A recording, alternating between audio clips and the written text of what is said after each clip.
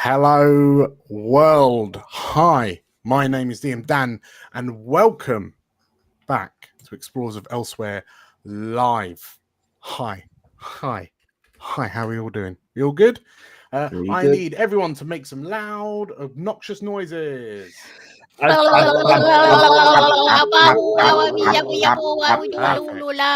Now, the internet can tell us if that came through or not. We have to wait for the stream to catch up. You have to wait for the stream to catch up. Yes, we are coming through. We're beautiful. Those noises have been immortalized. I'm not sure Tim's coming through. Timothy? Oh, we've lost him. We've lost him. I'm No. sure I can sort something there. Hold.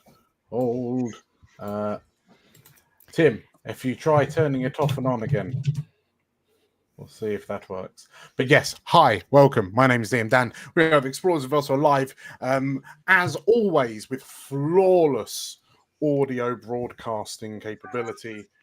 Tim's gone. Tim is Bye, gone. Tim. Don't work, give up.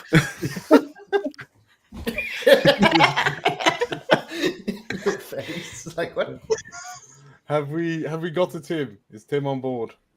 Maybe. Yay! Yeah. Perfect. Flawless. Hi. We've had a little bit of a break, and it seems that in our absence, some of the gremlins have got into the streaming setup, but we're okay. We're okay. We're back for the 9th episode of our 3rd campaign in the Elsewhere setting, the Titan Isles. I have been missing this quite a little bit. We did a little impromptu drawing stream last week, Nate, you and I. Yeah. We drew some horrendous creatures. What are you talking about? They were beautiful. All of the gods' creations. Just how they would have wanted them. Exactly. Right? Yeah, sure. Sure, let's go with that. But no, we've kind of, we're all back together. We're all ready to jump back in. We'll do a little bit of a recap after the jump, but before we go into it, if you are enjoying our vibe, you should absolutely, first of all, hit the like button on the video. Second of all, subscribe or follow on YouTube or Twitch if you haven't already. And third of all, jump into our Discord. It's free to join, and you can see us being buffoons off air.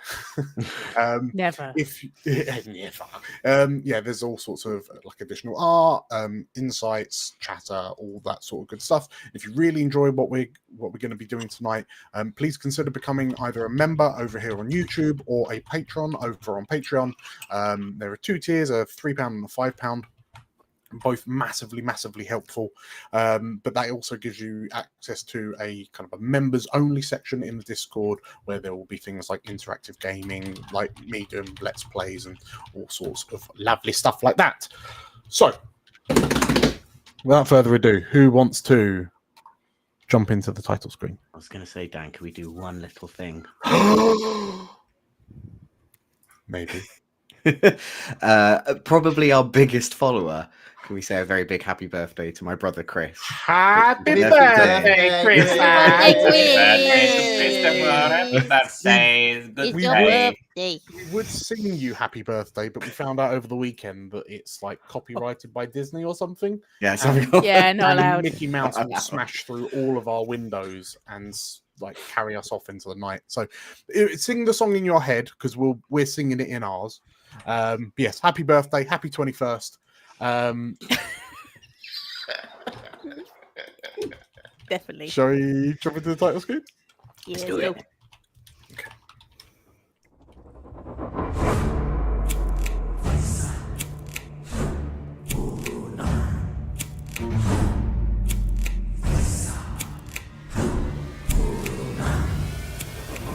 Hello, I'm Nate, and I'll be playing Griffin, a Sanguivar bard. Hi, I'm Livy, and I'm playing Abe, the Guardian Keeper. Hello, my name is Theo, and I'll be playing Cooper, a Dragon Scent Rogue. Hi, my name is Georgia, and I'll be playing Cassandra, an Asavar sorcerer. Hi, I'm Tim, and I'm playing Gardy, Majani Druid. And my name is DM Dan, the Games Master in this adventure.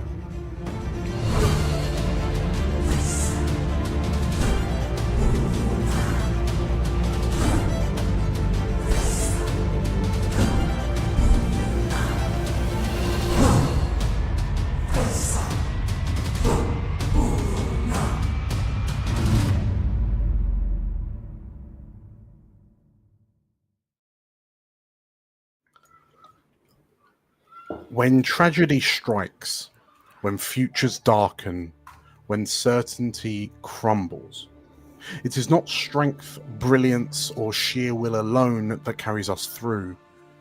It is one another. In the face of adversity, friends and allies are not luxuries. They are lifelines. They remind us who we are when grief threatens to unmake us, and they anchor us when anger tempts us to drift. Sometimes, simply standing beside someone who understands is the difference between enduring and breaking. But to have such bonds is not a passive blessing, it is a struggle. Trust must be earned and maintained, and when hardship frays tempers and tests loyalties, it becomes all too easy to turn inward, to believe the illusion of self-reliance. Yet it is precisely in these moments that we must fight to keep each other close. Allies are not perfect. Friends will fail us. But if we abandon them, or let them go when fear tells us it's safer alone, then we surrender to the very darkness we seek to survive. And so, one of the more morose happy birthday messages that can be given. But happy birthday again, Chris.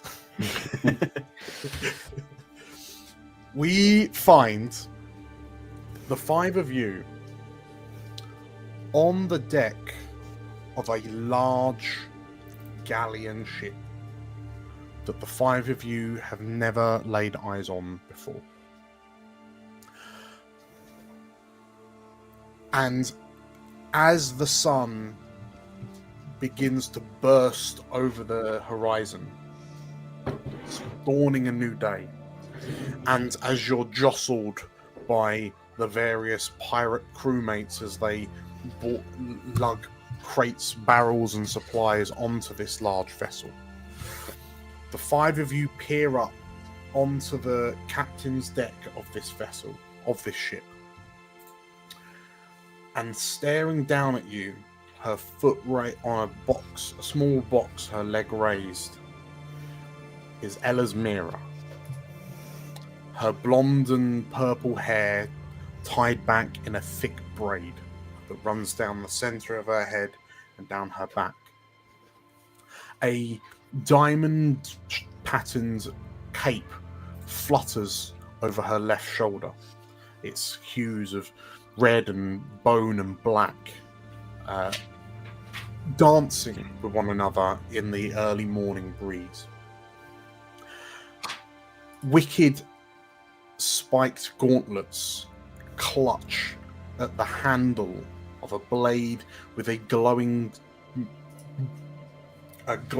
arcane crystal of some description embedded in the blade near the tip. And as she looks to you with this look that, Cooper, you've never seen Ellasmera give you before, any of you. She is joined in her scrutiny of the five of you by what appears to be a small, white, dragon-like creature that sits on her right shoulder, much like you might see a parrot sat on the shoulder of a pirate. With Bosun voice kind of echoing out, having freshly just bellowed, "Captain on deck!" Ellasmera turns her head slightly to take you all in, and then you see her head slowly turn towards the town of Dorlashal, where the height allows her some vantage over the buildings of Dockside, and you wonder if she can in fact see the devastation left by Ekso Draeven's most recent attack. But as the five of you look up, do Cooper, where are you at? I think he's processing. This is new information for him. Like that, this has never ever crossed his mind that this could be a possibility. He thought that she was just someone who was able to negotiate through Dorlashal with quite a few, like similar to himself. He saw a kindred spirit in someone who was able to negotiate and work both sides of the coin. He had no idea she was a pirate queen. So I think he's just kind of, I wouldn't say impressed, he's more annoyed, because I feel like this feels like something he would have liked to have known earlier on. So annoyance is probably the most, like, he looks very annoyed, to be honest. Sure. Arms crossed, just a bit grumpy looking. Who is stood next to the sixth in your number? The sixth being the now freshly head-shaven Mayor Coraline Balroon. Who stood next to her? I guess I plausibly could be. Okay. In which case, Gardy. First off, how's Gardy kind of dealing with this reveal that Ellasmera is slightly more than she at first appeared? I think he's always suspected that there's something going on with her that isn't quite straight up. So he's surprised by like the magnitude of it, I think, but he's not surprised that she's turned out to be something that she was pretending not to be. Okay, in which case, like, stood next to Coraline, you notice that the mayor, wearing, and now wearing a like a battle mage regalia under this traveling coat she's wearing. She doesn't seem all that. I'm gonna throw it your way. Does Coraline look surprised or not?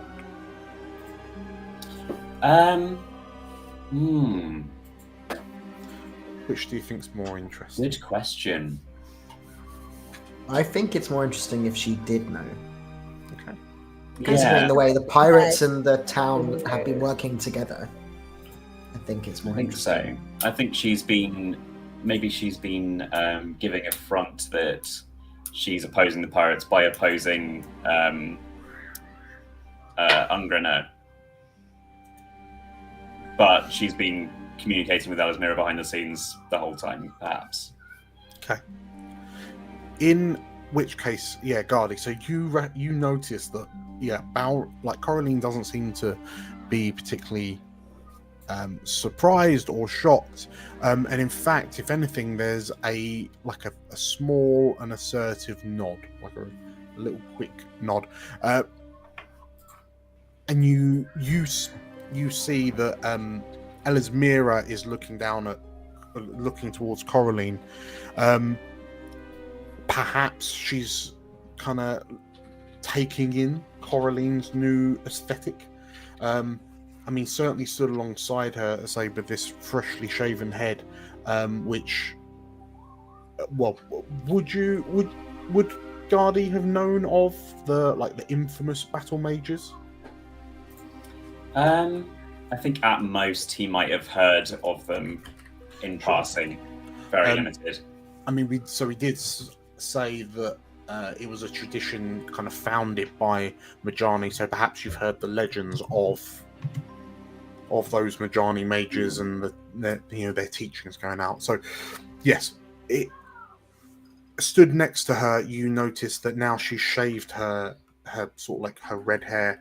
The back of her head is crisscrossed with tattoos that look very much like arcane script. Yes. Who's the first to break the silence as Ellasmera turns her attentions back to you? We know her. Hey! Hey! Hey! It's us! Do you remember us? Hey! Ellasmera tilts her head to one side slightly, raises an eyebrow, and then you notice her sort of bring her chin into her shoulder, and she begins to whisper something to the little draconid on her shoulder that kind of stoops down as if to turns its head to listen. And as Ellasmera whispers something to it, it then it kind of unfurls its wings on its back, lets out a little, and then kind of takes off and flaps to begins kind of flying down over your heads towards the prow of the ship. As Ellasmera begins making her way down the steps of the ship,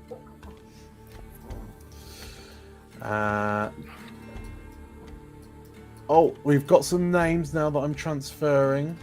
We've got the Zephyr, the Titanic, the Tidebreaker. I'm digging the Tidebreaker. But first, what are we collectively digging the Tidebreaker from chat? I like that. Yeah, Okay. yeah, for sure. The Tidebreaker. Very good. Very good. It is done. It is done. As Ellasmera begins walking down, you can hear Bosun sort of he starts kind of moving amongst the men, kind of the crew, commanding them to do things, kind of speeding people up for all intents and purposes. But you watch as Ellasmera, so on the large galleon that you find yourselves on, Ellasmera begins walking down the steps towards you. Her heeled boots kind of clacking on the wooden flooring.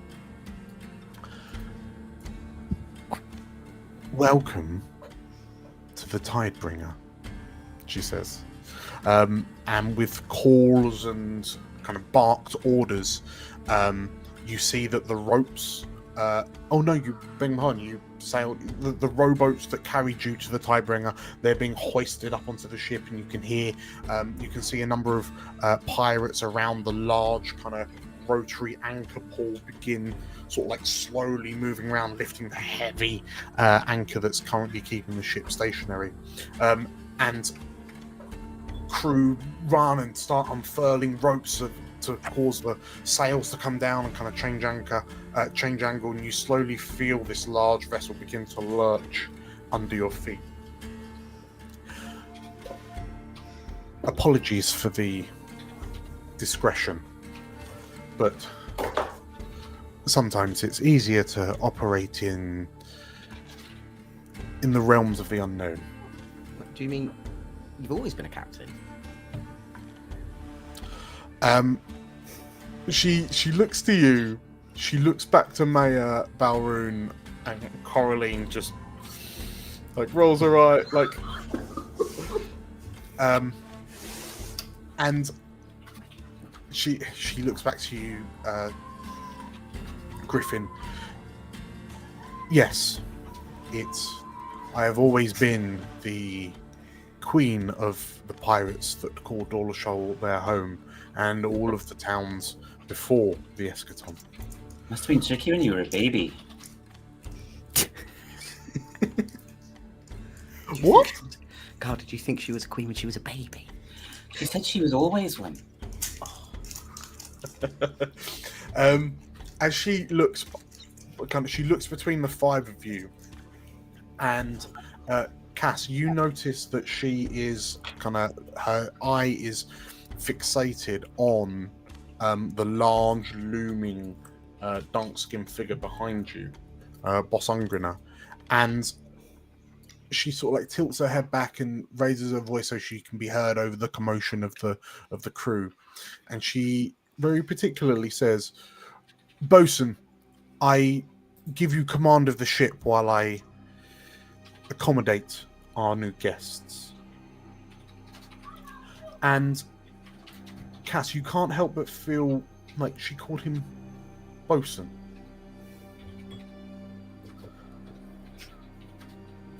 And Bosun kind of nods, and Cass, you've got a pretty spicy knowledge, haven't you?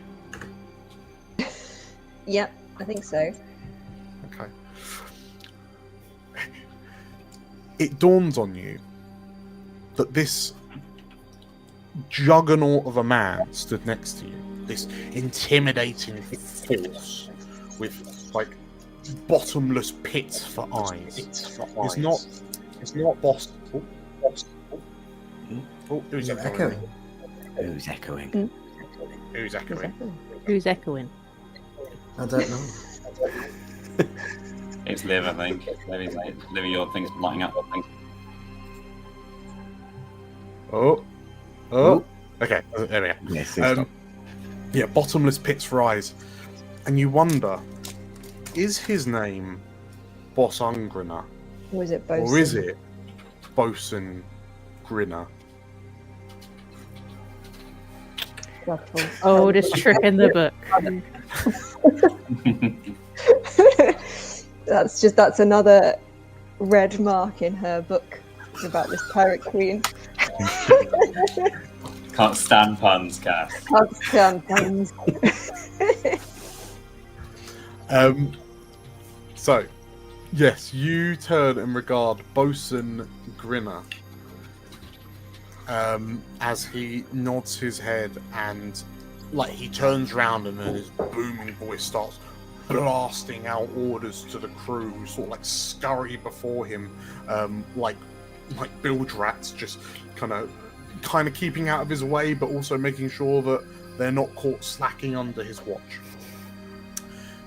Yes, Ellasmera firmly turns her attention to the five of you. I hope you're not. I hope you don't feel too aggrieved by my discretion.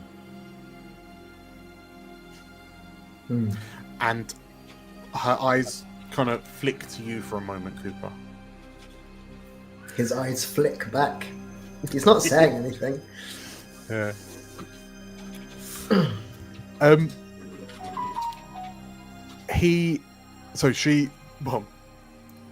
Abe, you're currently stood next to Cooper. What's Abe making of it all? Because Abe has been remarkably quiet for the past 12 to 18 hours. He's getting all the ash out of his mouth. I think Abe's not surprised. He doesn't trust anyone and think everyone's got their own agenda anyway. So I think, as a caveat, my dog isn't dead. He's just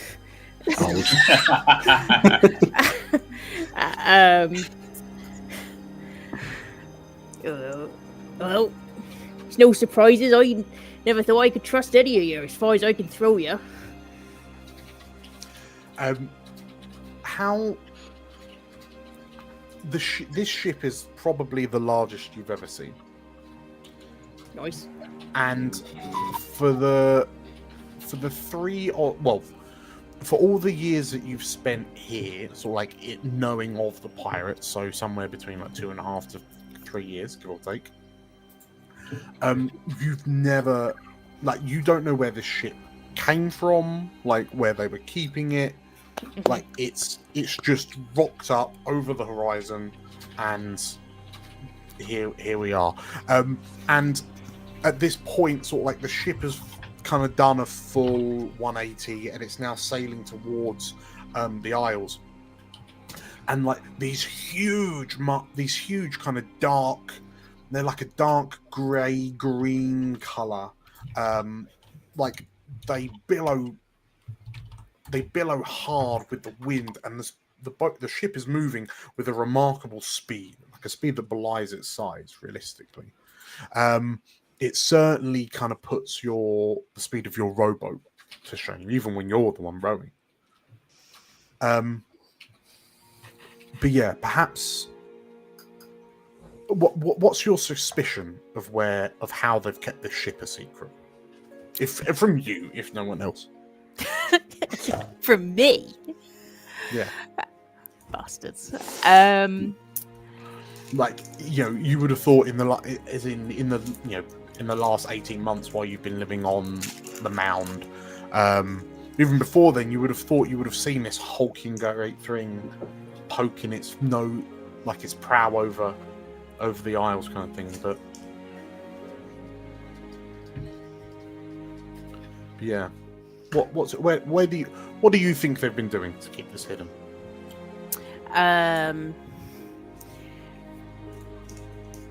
Probably, I don't know, maybe they would do a midnight run. Maybe they never go out in the daytime. Maybe it's a vampire ship.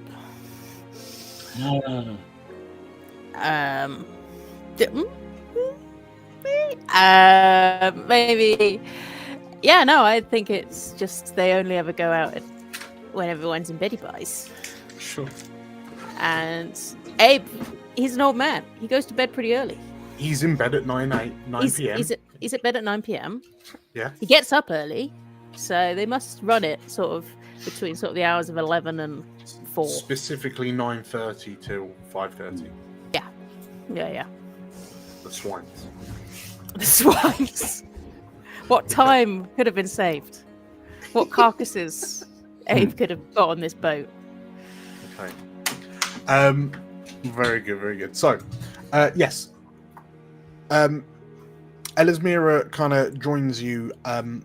Realistically, we can invert commas fast forward to points where we want to stop and kind of have chats with each other, ask any kind of burning questions. But in the grand scheme of things, you basically have free run of the ship.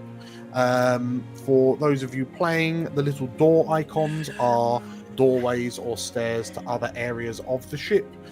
You'll start teleporting around the map as and when you start moving. But I mean, yeah, who are there any kind of burning, like any moments that we zoom in on?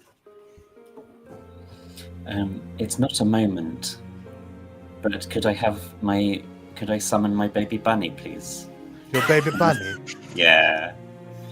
Your, I think your little nightmare spawn. With another inhuman screech. my sweet boy from a cannon barrel will just pop out as if he'd been there the whole time. The winged version, please. Okay. So I believe you need to spend a hope for I must that? spend 2 hope for the winged version, yes. 2 hope. Okay. A brutal deduction. Okay. So your winged Walpertinger is here. Also, if you want to move up or down, you'll be out from under the slightly transparent sail, and people can Very see true. you.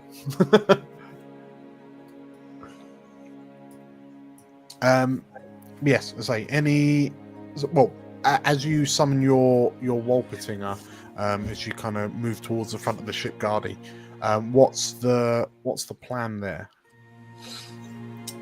I don't know if he has much of a plan at the moment. I think You're just having him for. He's just taking in the It's ship. nice to He's get him never out. been one this big. Okay, just moral support. Okay, very, very good. As an aside, Guardy, as you kind of move up, you glance over to your left to the other side, and you recognize the young teenage Majani girl that you met at the docks. And as she looks up to you, as you kind of walk up the stairs, kind of cradling your Wolpertinger, she looks to you and kind of gives you a wave. But in the hand that she's waving with, like she's only waving with her like fingers, because her thumb is wrapped round Roland the rat, who's just shaken from left to right in her waving hand. Hi, Guardy. Hi. And this rat's like its front paws are scrabbling, like desperately reaching out for you. I'm just like mouthing, like, "There's nothing I can do." Yes, as she sort of like waves to you, you watch as Roland nips her thumb and Melusina squeaks in pain, and like the rat is launched onto the elsewhere onto the ship, and Melusina, "We'll talk later," she says, as she sort of like sprints down the stairs chasing after this rat, sort of like diving between the feet of the other crewmates in order to rescue Roland. Yeah, she disappears off to find her pet rat. Yes, if you're just sort of like having the Wolpertinger to hand. Yeah, he's my emotional support, Wolpertinger. Okay, very good. As I say, anyone wanting to grab the spotlight? I mean, can I talk to Bosun? You can. My boy Bosun? Yeah, absolutely. Is it up on deck, or is it sort of like after? I mean, bear in mind the journey to the Isles isn't particularly long, so like it's going to be On deck, it's fine. half hour tops kind of thing. Okay, on deck. Let's tell you what. Let's put the two of you up on the observation deck. Abe, as you sort of like come up the stairs to join Ungriner. Sorry, Grinner. Grinner. You notice that this ship is absolutely festooned with these large arcane cannons. So they look a bit like Cassandre's pistol, but 40 times larger. And so there are these large kind of moored ones, like the one you're stood next to, but there also seem to be like slightly smaller, almost like pivot guns, similar to this one just kind of next to it. And you can notice that there's so each of these pirate tokens is in fact a gaggle of kind of crew. So you notice that there's a group of about 4 or 5 kind of doing some maintenance on this arcane cannon on the other side, which most likely what Boss Ungriner is inspecting when you kind of approach him. Fab. I think Abe, like the sort of big grumpy old man that he is, he's doing that sort of classic, just kind of looking at the things. She's like, "Oh, that's big, and then that's a big one as well." And just like fill up his pipe, and he'll just kind of sidle over to Bosun, and he's just like, "Oh, you packing some big firearms here, aren't you? What you use that for?" Bosun turns around and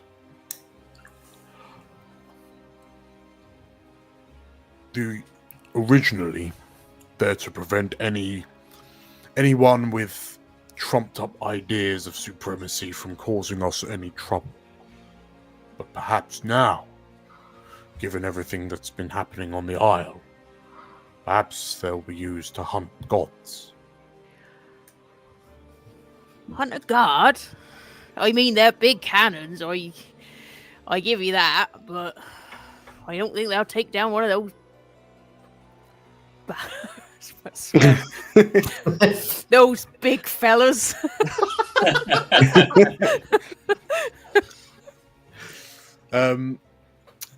But so like his eyes seemingly like retreat further into the pits of his eye sockets as he sort of like gives you this grin that is quite unnerving, just to see like these pearly whites emerging from behind the dark greying beard. And then he says, "Enough of them, Will." Oh, you got more ships. Grinner just, no, we have a lot of cannons. Well, have you seen the guard? Have you seen the pair of them? Because I have. Grinner sort of like looks down for a moment and then shakes his head. I haven't, but from what I gather, to face one in combat will be a fantastic proposition. A real chance for glory.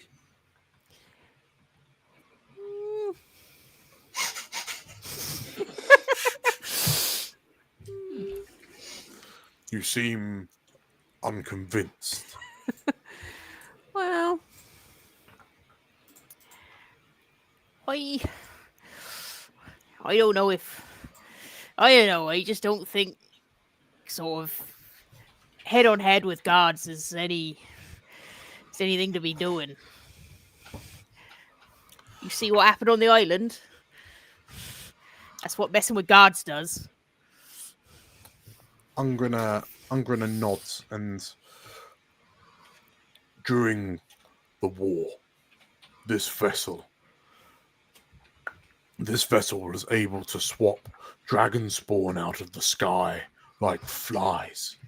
Such is the offensive potential of our barrage. A world spirit is a suitable upgrade in challenge. Cool.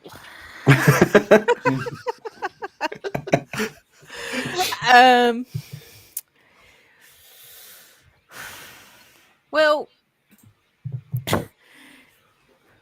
who's me to say what you do and what you don't do, boy? If it would alleviate your anxiety on the matter, when the time comes, and he sort of like pats the cannon that's being tended to by the crew, perhaps I will let you man one of them so you can witness its destructive potential firsthand. Well, that's very nice of you and all, but I got my axe. I don't need nothing else. I ain't got no plans on killing no guards. I don't want no glory. Not up to me. Ungrana sort of like the shrug of the shoulders he gives you is one that says, well, more for me. Yeah. You know, different strokes, different folks. Was there anything else you wanted to speak to him of, or are you going to observe him not bullying his crew? He's just intimidating his crew. Fair dues. Has he got normal teeth?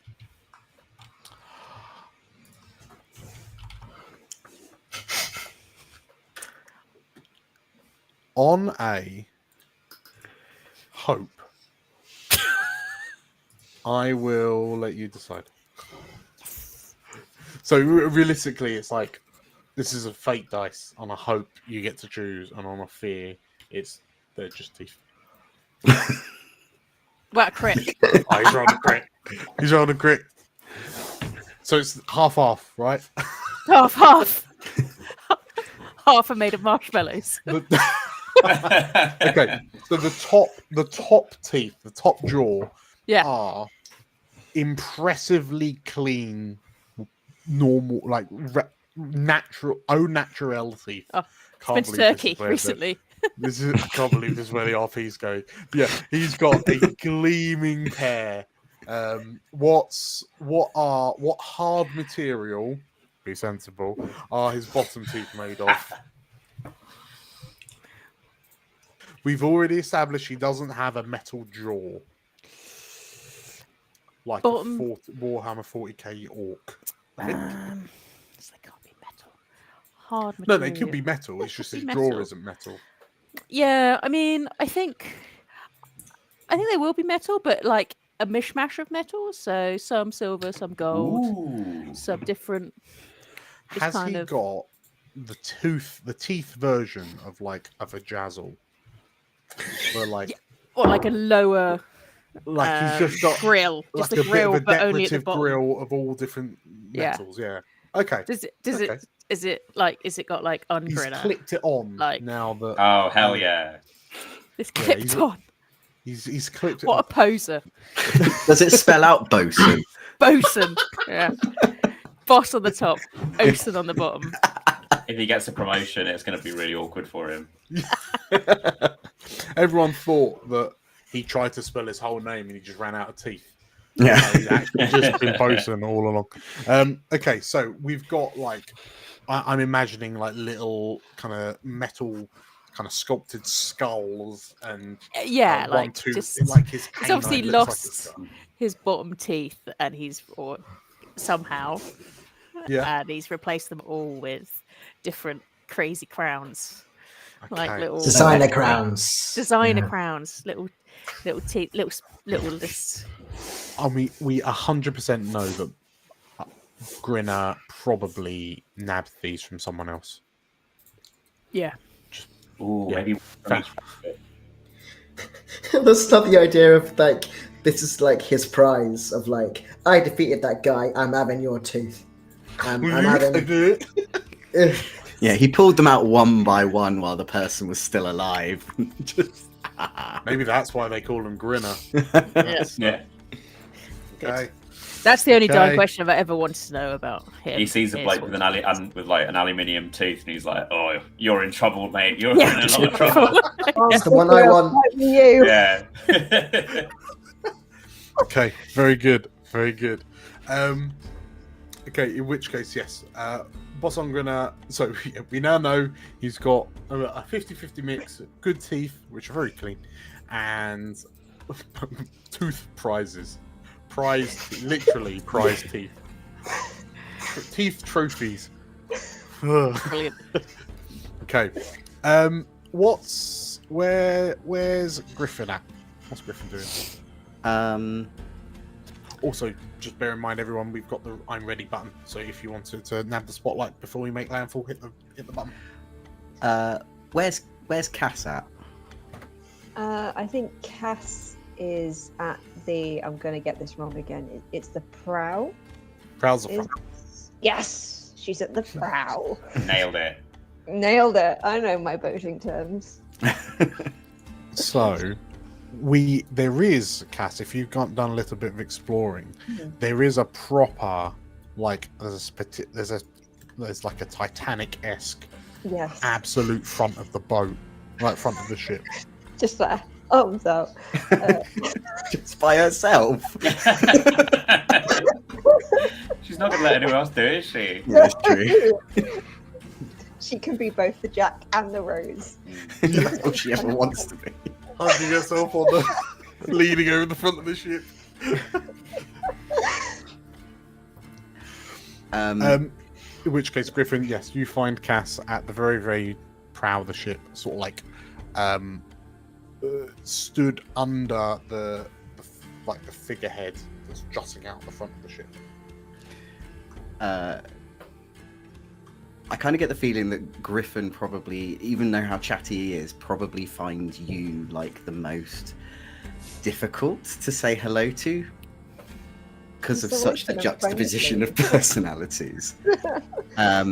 But he's gonna sort of stand beside you and sort of try and make eye contact and sort of wave at you. You all right? Yeah. You all right? I'm just great. I just wish this boat was a bit faster. Yeah, I mean, it looks like it's going as fast as it can. Like, I don't know very much about boats, but it looks like, I mean, for how big it is, it looks like it's going pretty fast. Yeah. I thought I'd best leave Cooper to new revelations and all that. Yes, cabin boy Cooper. It suits him. Yeah, I know that you two obviously have your history, so I'm don't worry. I'm not here to pry. I'm not here to pry.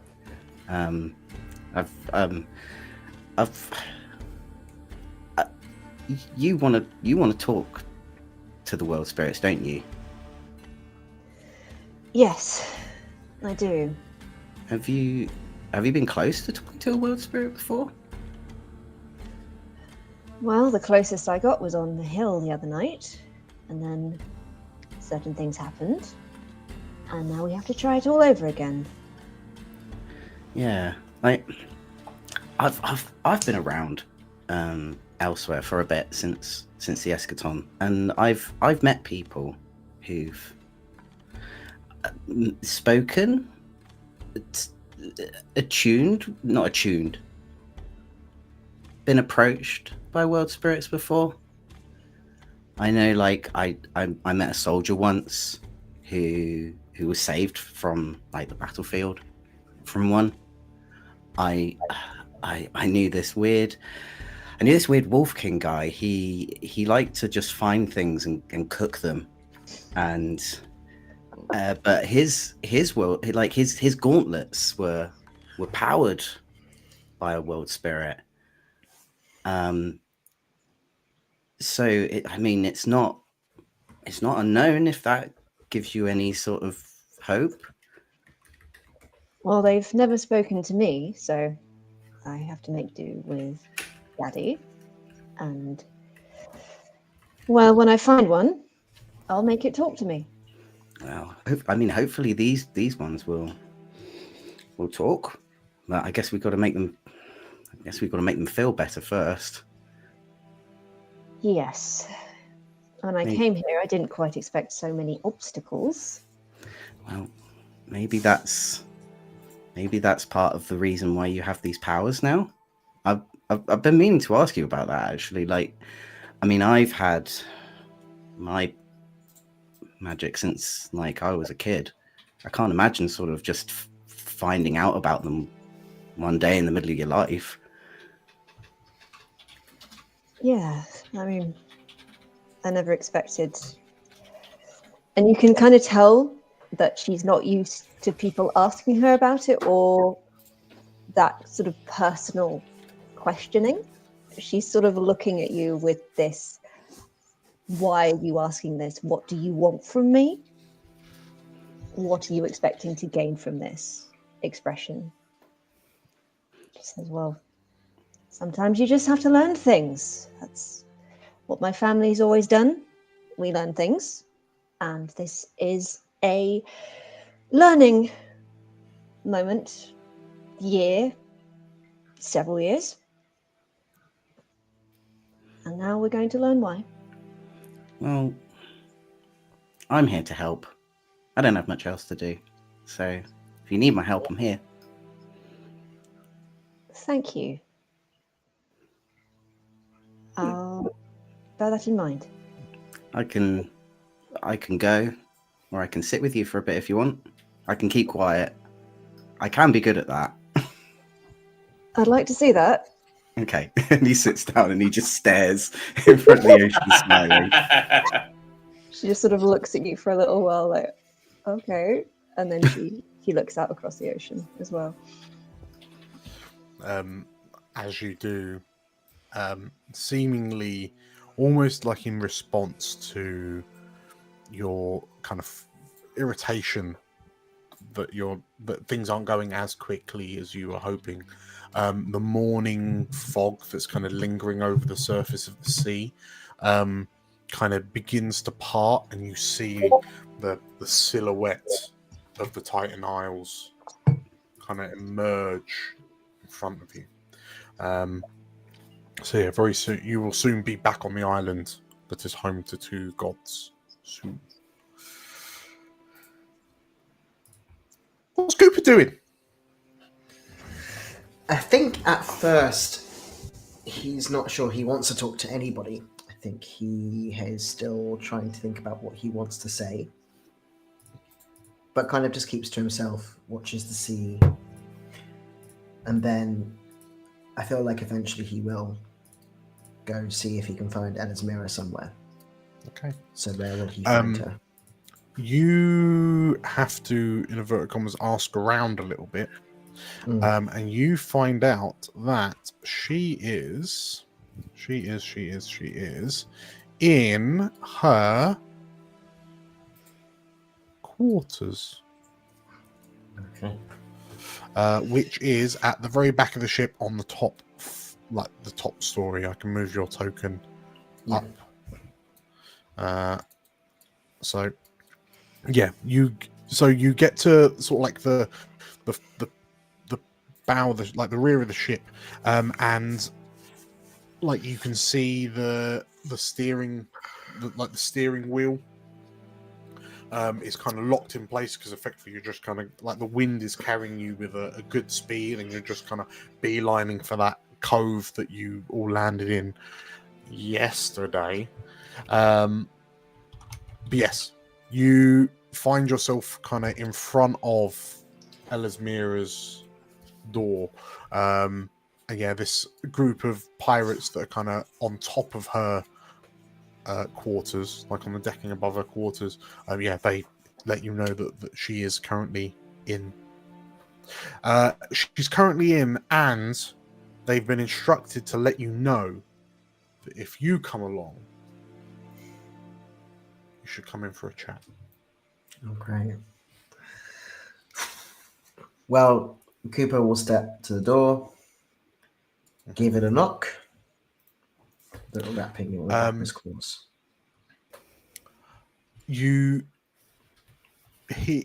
As you knock, you wait for a moment, and then the door just like gently swings open ever so slightly. Perhaps with the lurch of the sea, it kind of swings the door. But if you would like to move towards the door, you would teleport to the room. Interactivity. Woo! Oh, hello. And yeah, as you come through the door, like there is a moment as Ellasmera kind of jumps as you jump, because it's clear that she was just about to reach for the door when the boat, the ship lurched and you came in. Hello, Cooper. Captain. She... not quite. Queen. Fine. Your Highness? Is that how it works? She, like, walks back and takes a seat at her desk, and perhaps I kind like the ring of that when you say it. Why did you hide it? Well, something I've discovered is that all sorts of people say all sorts of interesting things when they don't know that you are a pirate queen. That's fair, but I don't know, maybe the last time we had a conversation you could have at least given me something apart from giggling in my face and walking off. I was pretty put out, if I'm honest. And I apologize. Until when we were sailing to the Isle yesterday, you were still a person of interest. Right. There were still a few more things I needed to hear you say before you knew. Like what? How long have you known this Kigfran? Not long. You sent word for a job. I've told you about my life. It wasn't anything personal. It was just a job to do. But it's not just a job, is it, Cooper? He wants you to sail to the Eastern Island. Did you think to ask why or what that entailed? To be honest, Ellasmera, I was interested in cash so I could get out of here. That was, honestly, at the time, the deal. Things have obviously changed, but at the time, I've never been here before. I was on holiday awaiting a call on a job. That was it. I was enjoying my time here. I made a friend. I was just hanging out. I did not expect for things to go the way they did in any capacity. Cooper, darling, I know you've been around the block long enough to know that when it comes to people like Kigfran, you always make sure you have an exit ramp, an exit strategy, and a backup plan. Perhaps retirement, but perhaps the holidays blunted your senses slightly, she says. And as she says it, you feel like you hear this snicker coming from the little draconoid on the perch. You can't tell if it's just like coughed or that it makes a little noise. And Ellasmera, please excuse little Thaniel. He's a bit of a prankster. You have a type. Okay. Is his name Thaniel? Yep. Little Daniel. Little Thaniel. My goodness. She's a strange one. Okay. I mean, I guess in this, just to put the pin directly into this, you can't help but wonder if, does Ellasmera know? As you look at this little white draconoid that bears a very similar color to the very, very recently deceased Captain Thaniel Hastings. Mm-hmm. Does she know? But it's clear that this little dragon is named after the guard captain. Yeah. He's not going to push that button. I don't think he wants to push that button. I think it occurs to him, and he's just like, "Nah, it's fine. She can ask them here. It'd be fine." Okay. Look, I know you don't think very much of me, and that's fine. And I feel like we should just get back to square one here. Start from scratch.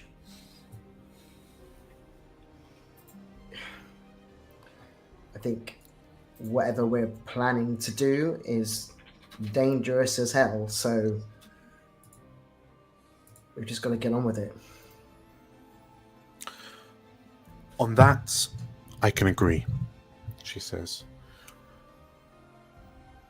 There are more threats that require our attention than you appreciate, Cooper. The Titans, rampaging as they are very much the most immediate threat. But from what I've been told has happened to Dorlashal by this zealot that calls himself Draeven, his plans must be stopped as well. Whatever Kigfran and his patron, whatever their plans are for whatever dark powers lie within the mountains on the Eastern Island, they are a threat. And it would appear that to really keep us on our toes, there are more eyes on the island than we had first anticipated. We will be dropping you off on the cove at your instruction, and then we have to investigate these other ships that have been sighted to the north. More ships? Oh, Yes, more ships. okay. Well, that's fun. More stuff to worry about. Thank you for helping. I do appreciate it, even if I didn't seem very appreciative when I saw you earlier.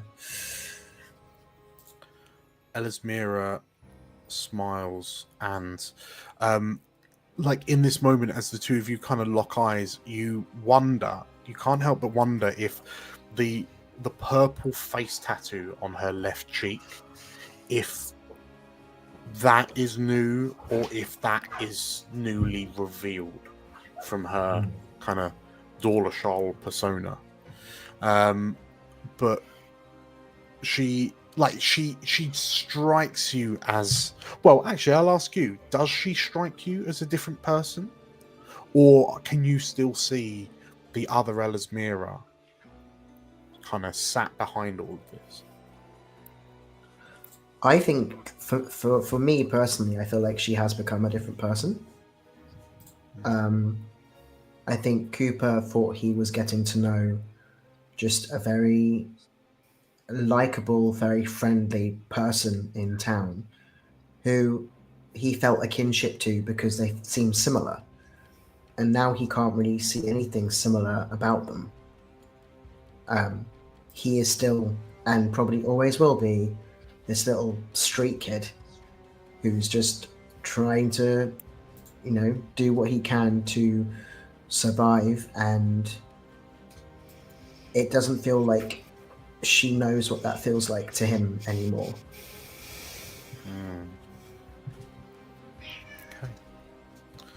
Okay.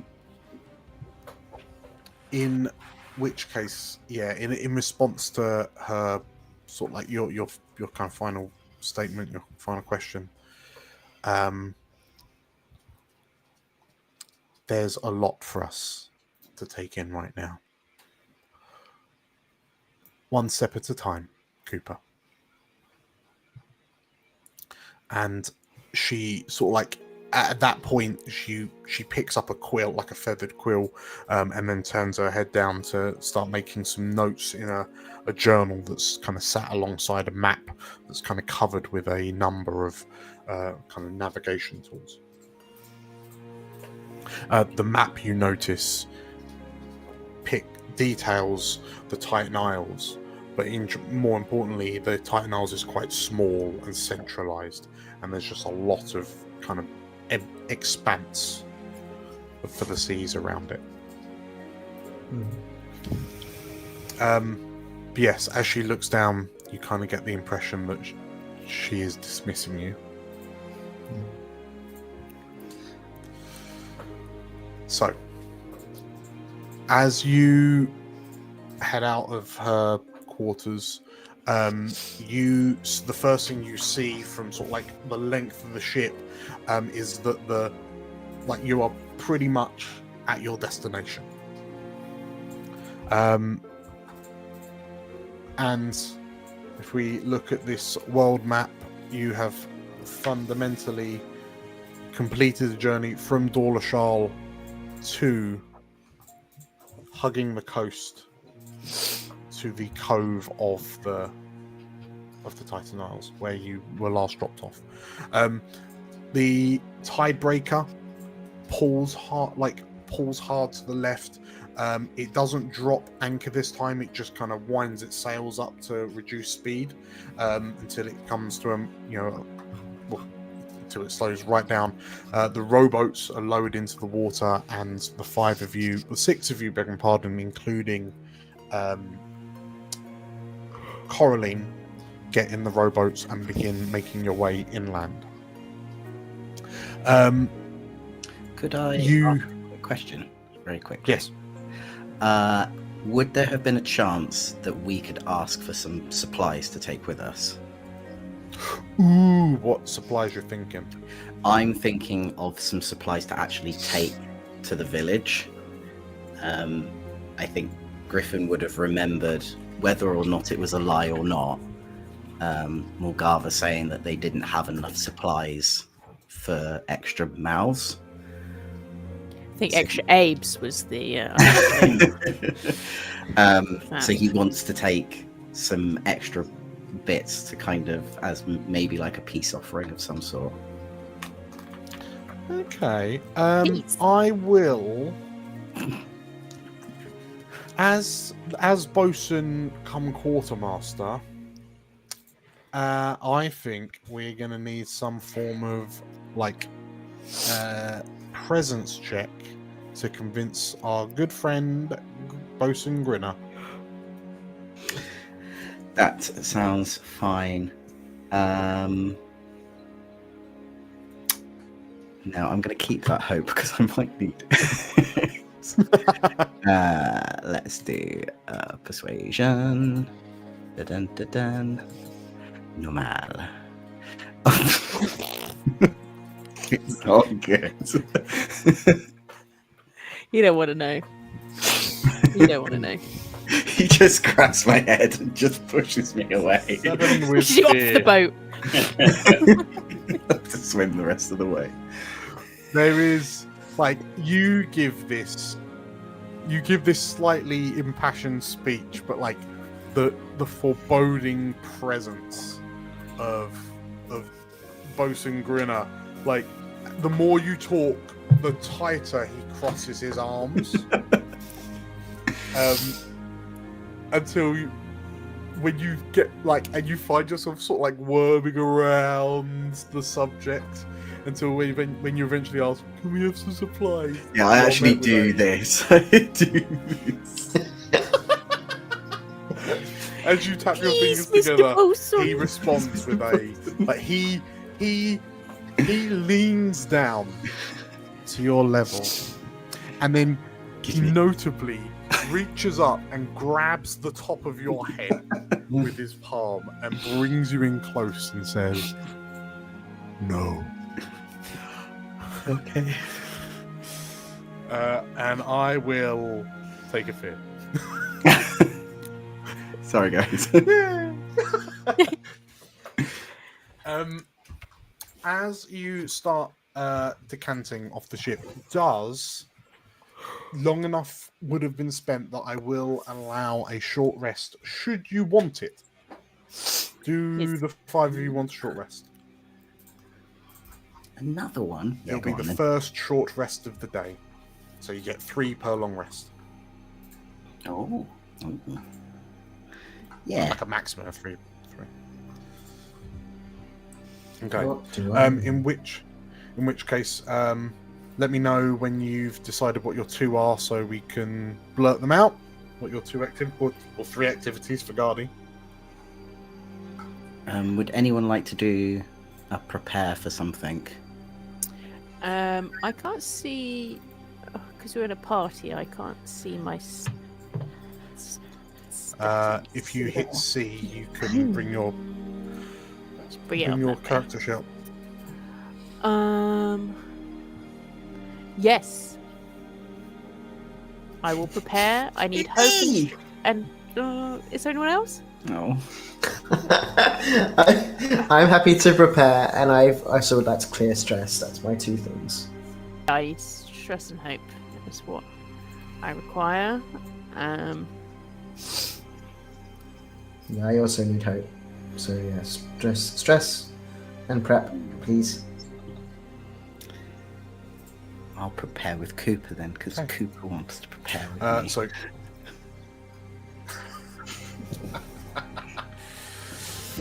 okay, so Cooper's doing a prepare with Griffin and reducing stress. How much stress do you reduce?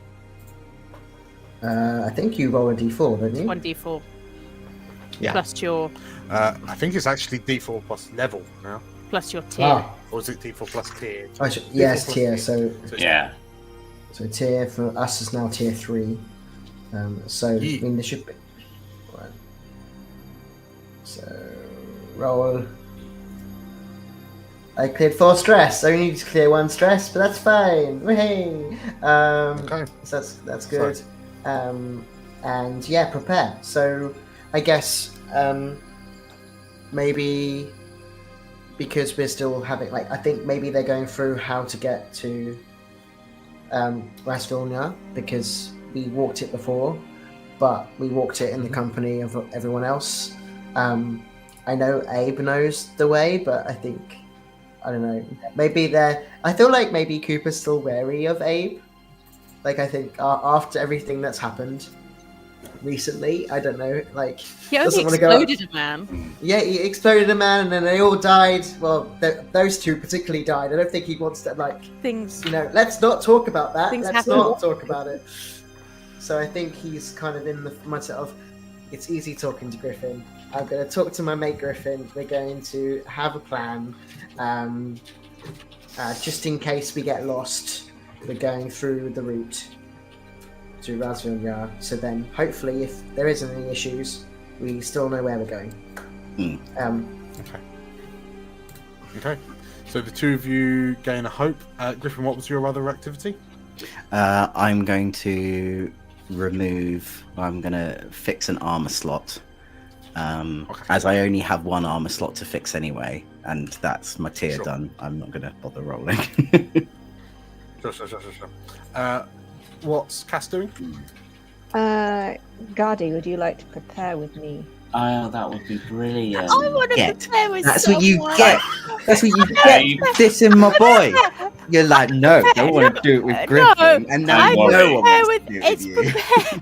It could be 1 or more members. I can prepare with Cass and Gardy. I'm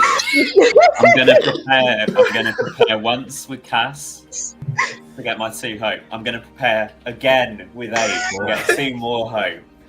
I'm preparing all over the place. Polly preparing. We love it. Yeah, exactly. I'm prep curious. So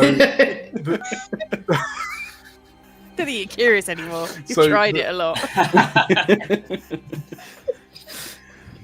okay. So the 3 of you can prepare, so you'd all get 2 hope each. Yeah. Can we just do the same as Cooper and But differently. Griffin, but just differently? Except Abe's Slightly answer. louder. Abe's answer is just like, well, you just go this way, don't you? I've done it 100 times before. So use your point. It's that way.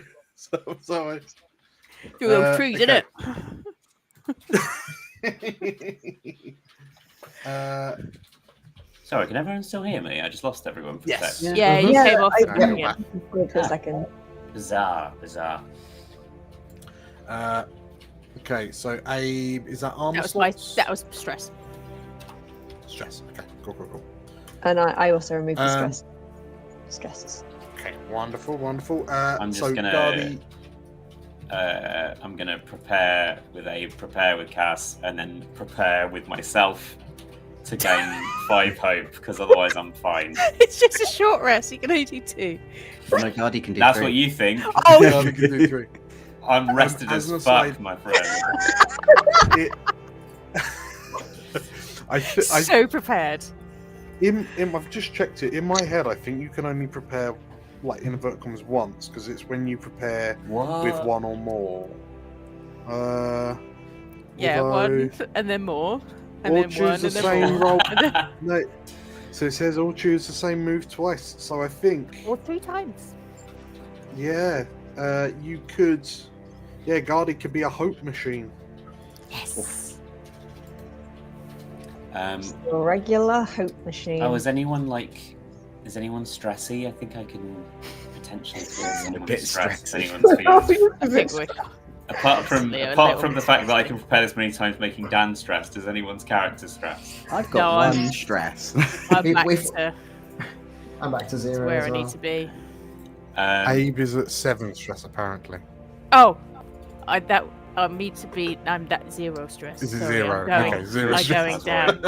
Okay, in that case, yeah. Instead of Boop, boop, boop, boop, prepping boop. myself, I'll clear one stress from Griffin.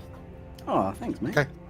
It's all right. Okay, so you lot are functionally topped up. Can I just check how many hit points Cooper has? Because by my records, you have 1. Oh no. No, that's not correct. I should have none. Oh god. Oh, fine. No, sorry. I mean, it should be fine. You should be fine. Cooper is Bruce Willis in The Sixth Sense. I'm actually dead, guys. Sorry, Ellasmera was having a really weird conversation with herself. I don't know why it won't let me change it. I thought I've changed my hit points to. Hang on, I'm so confused. Am I okay now? Oh wait, no, sorry, No. I'm. You've See, got now one it hope. says I'm dead. Wait, I was fine. Daniel. Chaos. Killing Cooper, Carnage. man. I think because our tokens aren't on the map at the moment. Yeah. It's hard, Yeah. yeah. And it's yeah. like, Yeah, both one. I was looking at your hope. It was an H, and I was thinking it was hit points. You've got one hope. Fine. Okay. I have So one hope. everyone is largely topped up.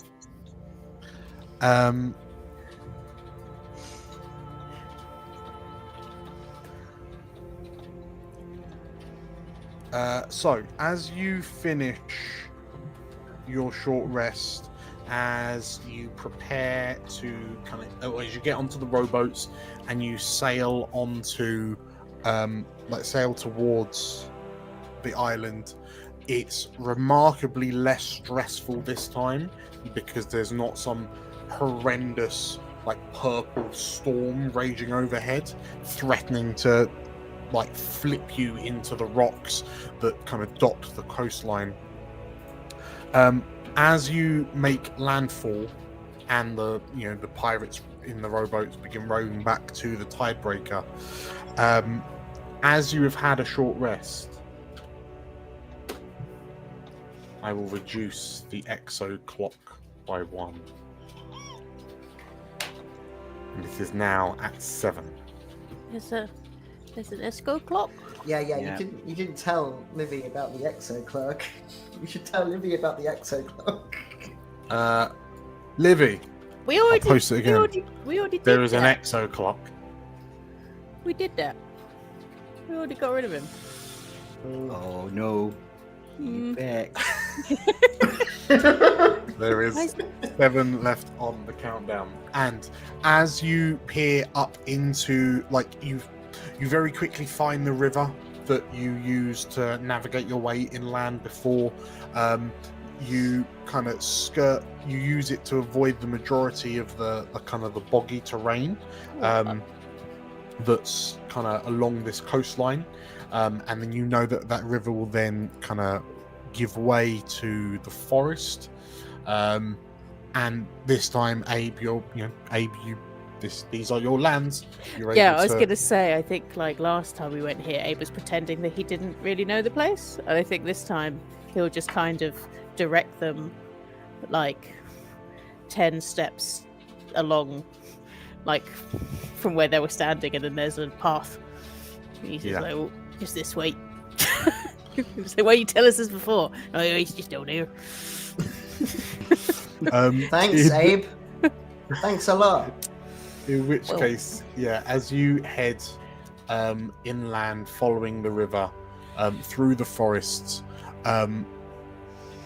we will kind of fast forward as you reach the edge of the village of Rais-Vilnjar. So as you crest the same hill that you crested before, and as the 5 of you arrive, and you see the village that's constructed among the trees kind of laid out in front of you. We'll grab a quick break for 10 minutes. So, yes, we're going to disappear for 10 I'll explain it right, I'll do it again.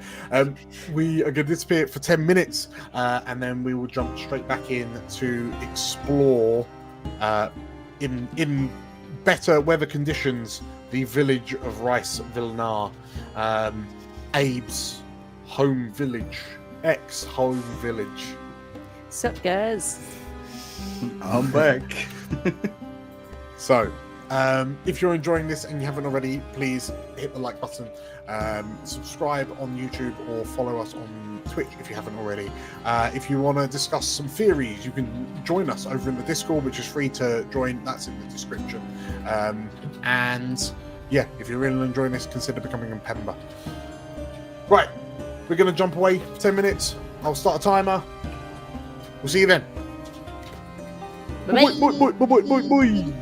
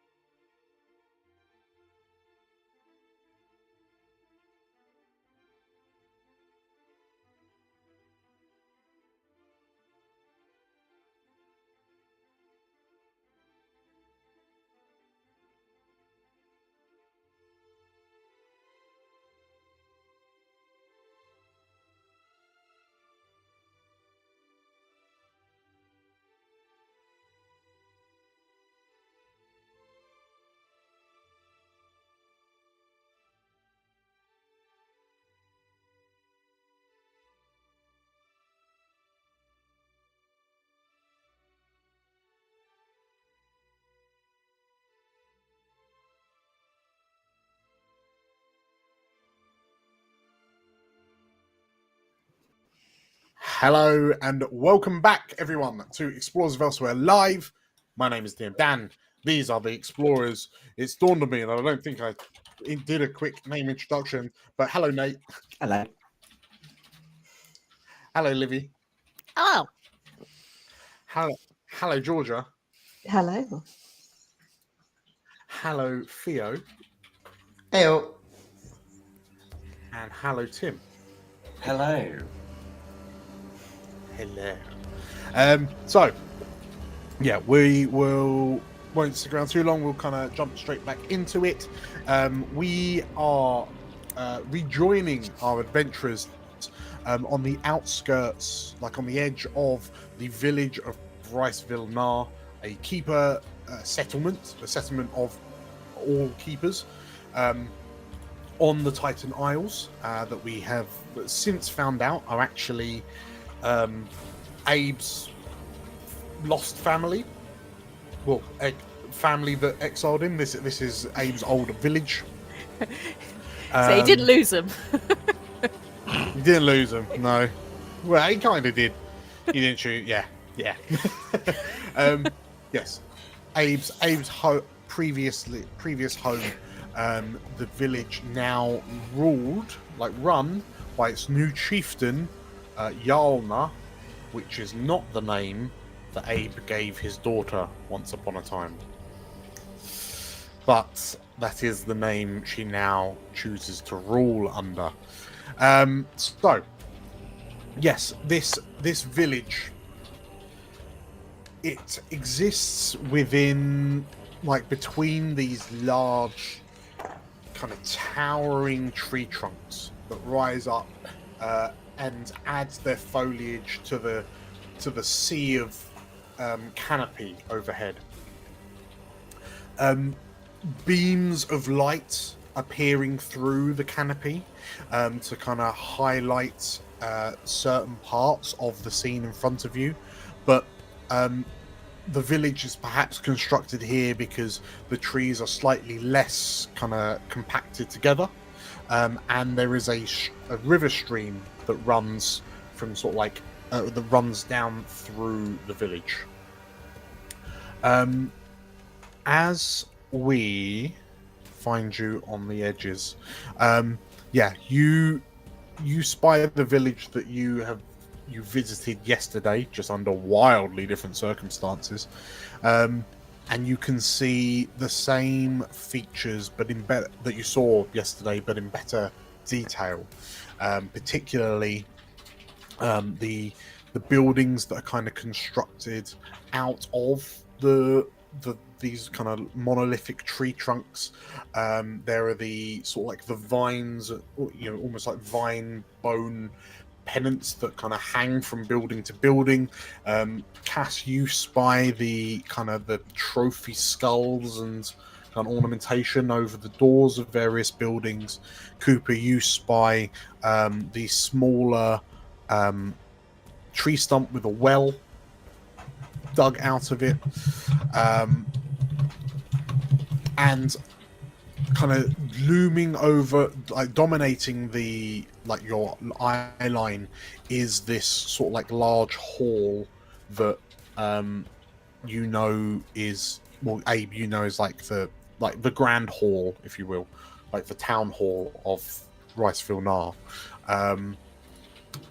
kind of standing in a dominating position over the no longer used kind of community fire, like campfire in front of it.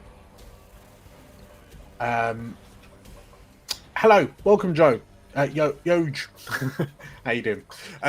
So yes, you find yourselves on the edge of the village, kind of stood on one side of the bridge that leads over the river into the village proper.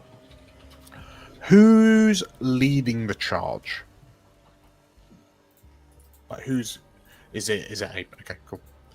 In which case, as the five of you kind of head over, 5 of you, or is it actually 6 of you?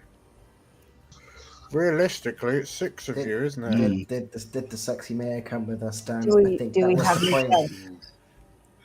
We leave her behind. You're not part of the friendship group. Yes. We just no, get there and we're like, you- wait, wasn't Balroom with us? Uh-oh. You're in the forest.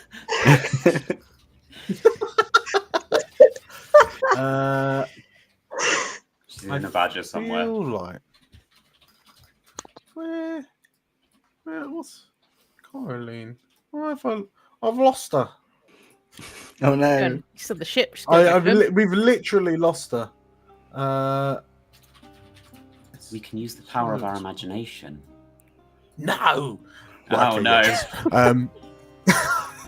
Yeah, we'll do that. Okay, so yeah, as you kind of cross over the bridge, Abe, you are intercepted as you kind of get to the other side of the bridge by two like village guards that step forward and bar your way. They are wielding what appear to be kind of spears. Like that, so Abe, for you, they're just the weapons that the defenders of Rais-Vilnjar have. But for everyone else, they are effectively like double-pointed spears.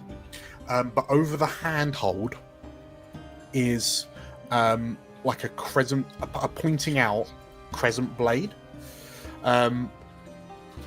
So it's clear that they can, stab and thrust with the blades, but also kind of punch forward with them in a way. But yeah, these two guards kind of intercept you and halt, one of them shouts, and the second steps forward and goes, Abe, you know, of all people, you are the last one to be welcome here. I don't have time for this. I don't have time for this. When you say that, what are you doing immediately? Are you trying to push through? Yeah.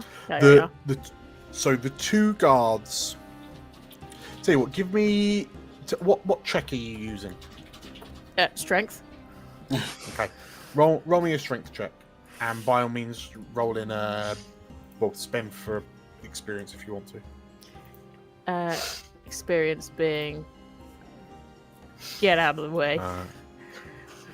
Get out of my way. Experience. I don't know. Experience. I'm just throwing people around. Stoic. What? Are you stoically checking? Stoically. No emotions. Move. Or pick on someone your own size. Yeah, I mean, possibly. I think I'm probably like head to head with two people around the same size as me. So let's do that plus. Let's just roll it, and then it will be plus whatever. 15, 16, 17. Okay, a 17 with fear. A 17 is a pass. So you manage to kind of push these two guards out the way, and they kind of like that. Well, the other 5 of you, including Coraline, you watch as Abe just bulls his way through these two keepers. Perhaps it's quite odd to see these kind of giants just kind of pushed aside seemingly so easily. Abe, you are able to kind of open a pathway into the village. The two guards just sort of like, they stagger back a bit, they look at one another, and they seem a bit confused, a bit kind of aggrieved that you've just bodied your way through them. So you have succeeded. However, you're now being watched by the guards. I'm watching them right back. So yes, as you kind of push up, it creates enough of a commotion that people are sort of like peering out, wondering what's happening. You notice that a number of other sort of like white robes, like village guards, are sort of like peering around to see what's happening, to see your approach. The one thing you might notice, Cooper, well, actually, anyone who's kind of paying any real close attention to the guards, is that they all seem to be wearing this kind of strange white, ever so slightly off-green marble, so either shoulder pads or like a small breastplate or just some sort of armor about their person. Cooper, you very particularly notice, given that you pinched one of the blade. Who did you give that to? I showed it to Cass, and I don't know. I can't remember if she gave Cass it. has it. Gave it to me. I think, yeah, I did. Yeah. Okay. This is how Cass gets in trouble, and I feel really bad. The end. In which case, yes, Cass, you notice that these guards all appear to be wearing some form of fashioned armor, and it's not the most delicate of craft. Like, it's quite roughly hewn, but they wear it. It looks quite heavy, but it's distinctly the same kind of glossy marble-like material as that blade that Cooper gifted to you. Also, hello, Lady Vengeance. Welcome to Twitch chat. Hello. So, as you push your way through, you've made a bit of a commotion. No. The commotion,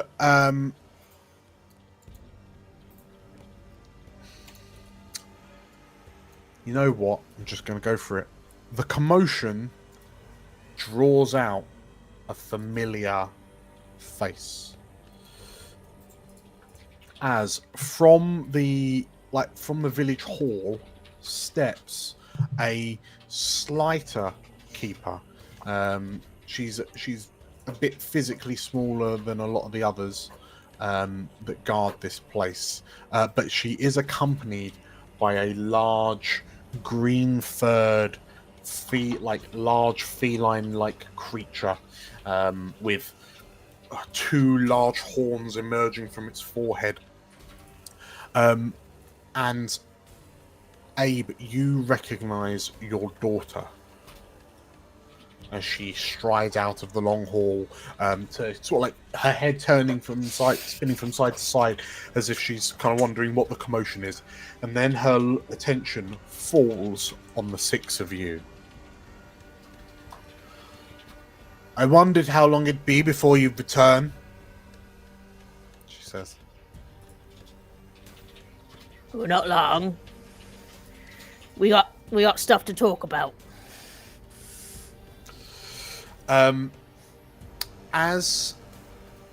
What are you physically doing as you say this? Are you still approaching, or are you stopping, like maintaining a distance? I think. Are you getting up in her grill? No, not up in her grill. I think coming towards her, but maintaining a. Sorry, Louis just coughing. God.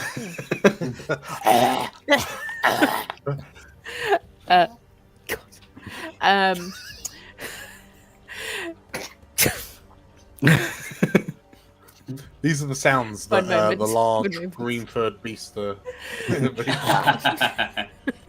It's just hacking up a furball. Right, he's done. For chat, Louis is a dog, not just like a small child. That's slowly, a small child dying off screen. No, it's a very old dog, a very silly dog. He's looking at me. Close. Mother, help! And he's kind of storming, as if he's like start storming towards the Great Hall, ready to kind of start something. And then kind of his daughter comes out, and he's a bit like, ooh, like dampen yourself down a little bit. Like this fight isn't with her. So yeah, a bit of a distance, but okay. Well, as you start to approach, the green-furred beast kind of steps forward and begins growling, and the way like its eyes almost ignite with this kind of ferocity, I will spend a fear. Boop. Drop me down to 3. I would like everyone to roll me. Well, to tell me how you're kind of quashing the fight or flight response that this beast is kind of strongly imposing on you, as it like its ears go flat back to its head, the horns seemingly kind of jut forward in a more menacing position, like its claws bare from under the fur of its paws. But yeah, starting with A, which ability are you using to make this reaction check? Strength, no. Presence. I think presence. But an elbow drop it. Okay. Yeah, presence. Yeah. So just trying to kind of maintain a very sort of calm, like, you don't bother me. I'm just as big as you. Kind of, whatever, mate. Calm down. That's 25. Oh, okay. You are nonplussed. Cooper, what are you doing to kind of resist the growls of this beast? I mean, Cooper feels like a dog guy, right? I feel like he's a dog guy. So this is a big cat, so or big, yeah. He's a big cat guy. Yeah, but I think he's like a giant mutant tiger, same thing. Yeah, you know. But like, I feel like he does like animals. And so I think he's just going to try and remain very calm. And can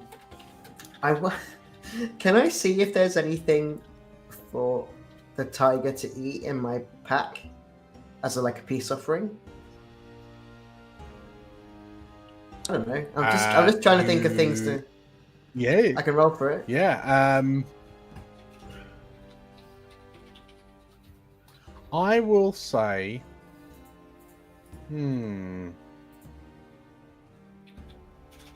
Okay, give me how. Tell you what. You tell me what you're pulling. Well, I guess we're retroactively rolling a reaction for the forage or like the acquisition of whatever it is you're hoping to throw. Sure. So is it a food you pinch from the pirates or some berries you foraged on the way here? Yeah, maybe something he found on the ship while he was looking for Ellasmera, or like he traded with a pirate because he was like, I actually haven't stopped and eaten properly in ages, and probably just like grabbed a snack from the pirate, so he still got it in his pocket. I don't know. Cats don't really like vegetables, so I imagine it's something really big dreamy. Big dreamy. Big dreamy that he's got from the pirates, which is even funny, I thought. All those pets the pirates have. Yeah, I think it's something, I don't know, like a jerky sort of thing that he's picked up from a pirate. Okay, let's see if you successfully manage to acquire the jerky. Okay, so am I rolling charm or?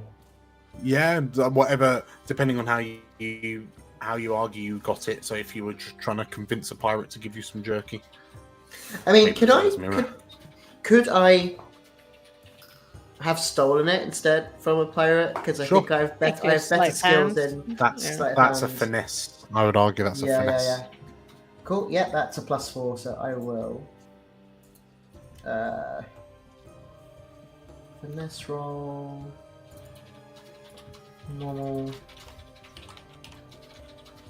16 with fear. Okay, that's fine. There's a reaction roll, so that is a pass. Okay, how is Griffin overcoming the growling beast? What that noise? Play it a lullaby.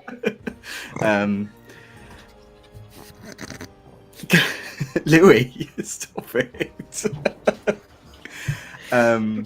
He's probably doing like the complete opposite of what Abe is doing, and kind of going like, Here, kitty, kitty. It's okay. We're friendly. Friendly. These are the famous last words. Both his hands get bitten off. So yeah, I do a presence check for that. Okay.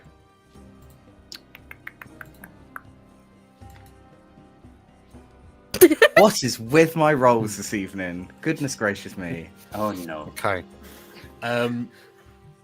Griffin, Yeah. you will suffer 2 bitten off hands. 4 stress. Oh, what? Oh, Ooh, he's Griffin stressy. is not a big cat person. As the snarls and bites at you, and you pull your fingers away in order to keep them. Okay. Wow, that was spicy. Cass, how are you going toe to toe with this beastie? I think Cass is bring your rolling fear. presence. She's got shit to do. She's got a god to talk to. She's not got time for huge cats. She's looking that dragon straight in the eyes. Do you want to use an experience or? You cannot stop me. Okay, perfect. So remind me what I do with that. Is it plus? It's a You plus, know isn't it? what? You cannot stop me is arguably so perfect. If you spend the hope to spend it, I will let you auto pass. Oh, excellent. Thank you. Yes. Okay. Yeah. So spend your hope, you auto pass as you just stare at this beast with the same ferocity in your eyes. how much Straight in stress the does eyes. the tiger Gardy. take? Yep. Yeah, how much stress does the tiger take? Intimidation. Little Yeah, growl. sure. I'm just rolling 4s all around. 4s all round.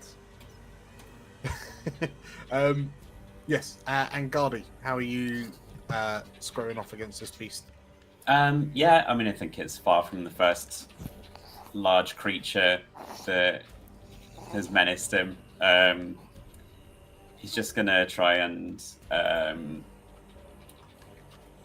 get a feel for its attitude and position himself so that it's clear that he means it no harm, but is capable of doing it should push come to shove. Okay. If you let me, I'd love an instinct roll, but presence is also fine. And I'd like to use my cool and collected experience. Also, Okay. I have fearless in my ancestry. I don't know if that's going to be of any good to me. I think, you know what? I'm feeling generous. Spend the hope for cool and collected, and I'll let you auto pass. Stunning. Thank you very much. Cool. Okay, so as the so Cass is down to 3 hope, I believe. Down to 3. Cool. So as this creature growls and like you all turn and look as it snaps and sort of like swipes at Griffin as Griffin gets a bit too close. Yalna lets out this kind of loud, high-pitched whistle to kind of call her beast to heel. And like as the beast kind of slinks back, Yalna sort of like places a hand upon its head and kind of scritches this large cat-like creature behind the ear, and you hear her say, patience, Kalo. In time, she says. Looking at Griffin. Yeah, yes. And yes, so she looks back to the 5 of you. So 3 of you are, well, 4 of you are kind of standing relatively defiantly. And she looks to you, Abe, and why have you come back? We need to talk about Esco. The gathered folk, because this whole thing has caused a bit of a commotion, and you can see keepers are sort of like peering out from like the nearby buildings. Some are gathered around. One's carrying, holding a bucket full of water freshly pumped from the well, and the guards kind of look back to one another, and your daughter says, "What about Ekso?" Or you don't know what he's become?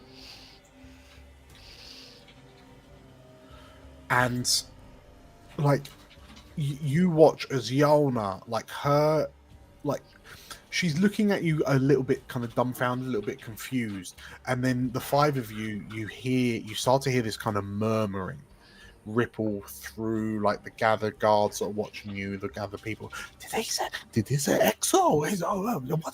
What about Ekso? And you notice that Yalna suddenly starts like looking around at the whispering crowds, and she suddenly, momentarily, she loses that sense of kind of authority. She looks a bit like a child in a crowd, wondering what's kind of happening. And then she sort of like stands upright. She kind of bangs the halves of the large marble warhammer that she's wielding. She like bangs the shaft against the ground, and we will discuss this in the hall, she says. And like she does, you notice that so Griffin, perhaps you notice that she's kind of elevated her voice to almost sort of like speak out to the crowds around her, to make it known that this is like a declaration. It just strikes you a bit odd that she's having to be quite heavy-handed with it in a way. But yes, she then turns and enters into the large building behind her. The large beast Kalaru, you've discovered its name is, sort of like spies you for a moment, and then its ears kind of flip back up, and it kind of trots in behind Yalna.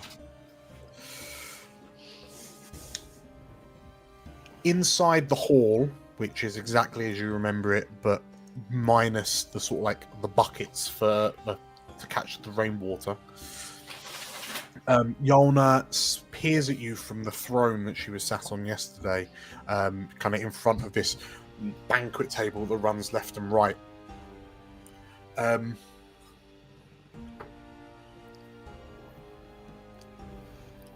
Ekso is a name that has not been discussed for years. Why do you speak his name now? She says to you.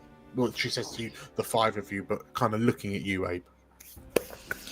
Oh, because he's blown a great big bloody hole in Dorlashar, that's why. Yalna shakes her. He's done what? He's blown a great big bloody hole in Dorlashar. You mean he is back? Yeah.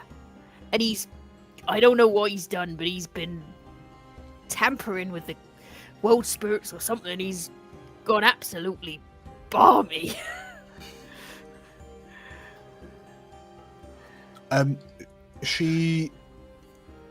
Yalna looks across the faces of the rest of you. I can only assume you're all wearing faces that say you agree with what Abe is saying. Yep. None of you are pulling bunny ears behind his head. I guess it's more the fact that as Yalna looks for kind of confirmation across your five faces, her eyes then land on the face of Mayor Coraline Balroon. I do not know your face, she said. Yalna says, and Coraline clears her throat and, my apologies. My name is Mayor Coraline Balroon, Mayor of Dorlashar, and the words that Abe speaks are true. This keeper, known as Ekso, arrived in our town, and in an act of unprovoked hatred, he has devastated an enormous part of the town. And Yalna tilts her head and, do we know why he has returned? You, Father, were the last one to have seen him. Yeah, well, I certainly didn't tell him to go and soup himself up with powers and try and take on a god and become a god, and I don't know what's happened to him, but he's got some ideas in his head, and it's gonna absolutely devastate everything if we don't do something about it. Well, we have not seen Ekso. The guards have not reported sightings of Ekso. So, I'm afraid I failed to see what relevance this has to us. He's doing something to the world spirits.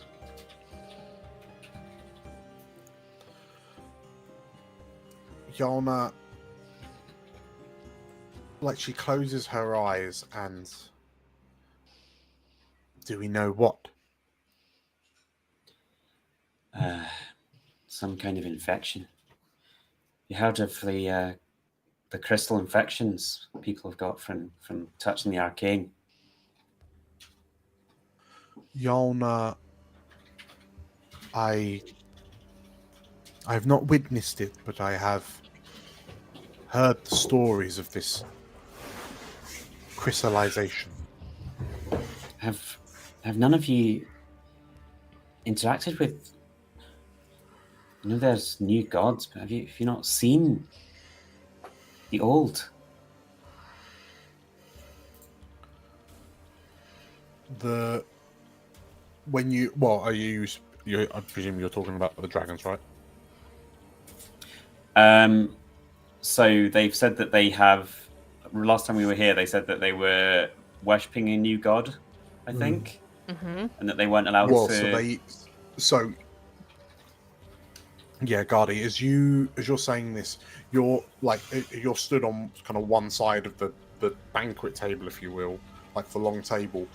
Hanging on the walls to your left and right are two kind of paintings. One, and they are now you've seen them, you know for sure. One is Burunan and one is Pfizer, the two world spirits that exist on this island. The new god, quote unquote, is the voice from the mountain that Malgulva has kind of been entertaining. But yeah, I suppose saying new old gods, because like the world spirits are most recently emerged. But yes, the dragons, in inverted commas, predated them. Yes, I have probably that exact awkward conversation with Yalna, and then clarify. I don't mean those ones. I mean, like new to you, but not you. But The new old, but the new old, not the old new. Yeah. Have none of you looked at Pfizer and Brunan? No, they don't Where do care you think about them the anymore. island is? Where do you think you've had the storms? Pfizer and Burunan. It is by my decree that we no longer worship them. Yalna says, and I think Cooper and Griffin, you are both, like, your backgrounds are sufficient enough that you kind of realize that Yalna clearly doesn't have the same kind of impact, like the weight behind her voice, the conviction behind her voice when she says that. It is by my decree that they are to be no longer worshipped. They have merely slumbered since the war, and we now turn our worship to the mountains of the east. I mean, they need help. I mean, you don't have to worship them, but we've seen them, and they need help. Like, those storms you're having, all the chaos with the weather, it's obvious because it's them, and they need help. It's going to cause you more problems down the line if you don't. You need not worship the summer or winter, but if you don't prepare for them, It'll come to you just the same.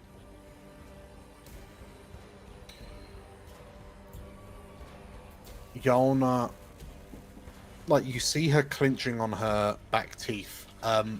Kalaru shifts, like lifts his head up from his paws and kind of looks up to his master, almost sensing that there's kind of there's something wrong with the chieftain. Yolna,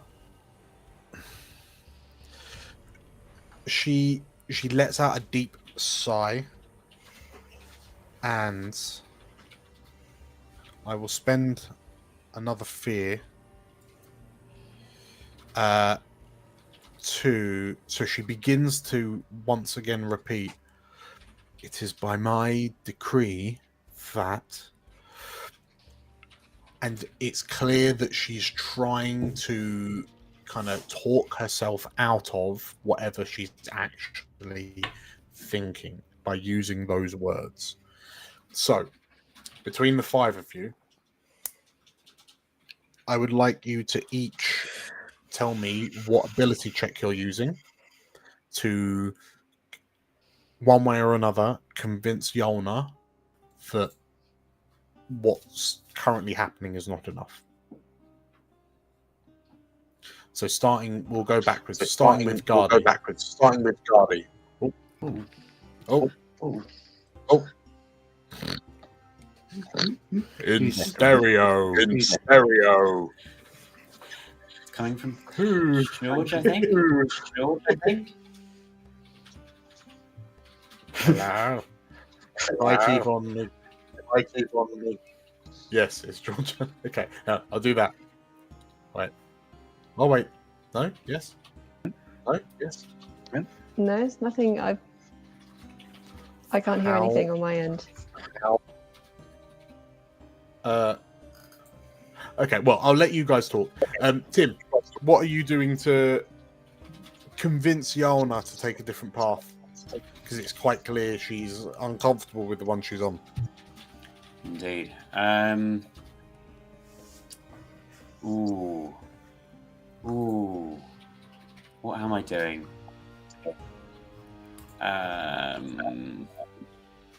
And I should also just go ahead and say that if you have an experience that you think is relevant, you can spend a hope and then we'll auto pass you.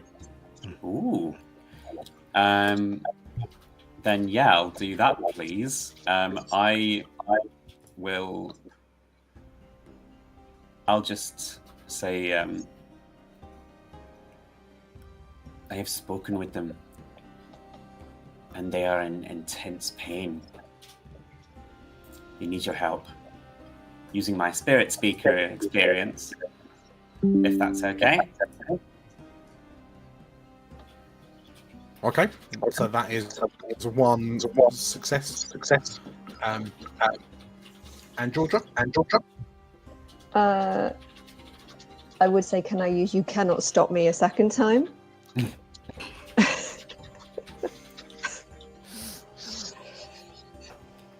To look her straight in the eye. Say, listen, I'm going up there, regardless of what you say or do.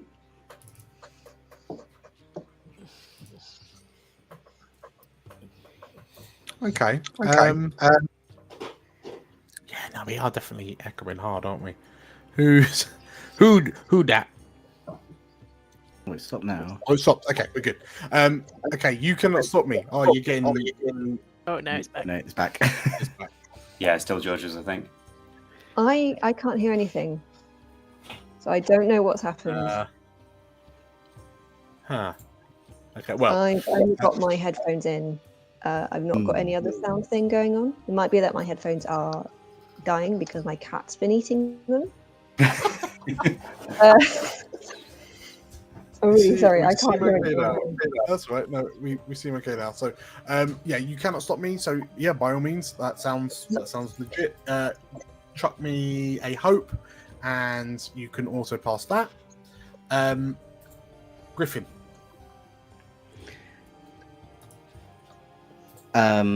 you're saying that I can get a sort of feeling that she's really struggling with this. It sounds like she doesn't quite believe the words that she's saying. Yeah. Can I use then my ability, What's Your Story, Friend? To say, I no disrespect, but I don't think you fully do have that as your decree. Why won't you help? For a hope, if you're using your experience, what's your story, friend? For a hope, you can auto pass. For a stress, she'll answer your question as well once all's said and done. Go on then. Spend a stress. Cooper. I don't know. I mean, the thing is, I have an ability which is Death Deceiver, which is I can spend a hope to gain advantage on a roll to deceive or trick someone into believing a lie you tell them. But I'm not sure what lie I would use to convince her in this situation. So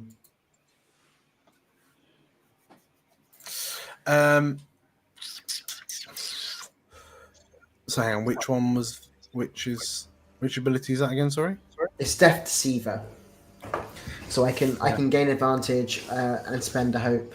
Oh, right, it's an ability. So it's an ability, but I just what would he say, which is a lie, to convince her? That's what I've been trying to mull over, because that's my my best skill here. Otherwise, I'm relying on a +2 presence to believe me, which might still. Be fun. Unless you, if you want to spend the hope and you can figure out how you. Ignore me. Ignore me. I have an advantage to detect lies. So if I think he should outright to say, "Yeah, I'm with Griffin on this one. You're lying. You're absolutely lying. And I think you owe it to your people to tell the truth." Oh, you're negging her. You're convincing her by negging her. Okay, I think. Yeah. Okay, so roll me out. It'll be a presence, but it'd be a presence, but with advantage. Presence.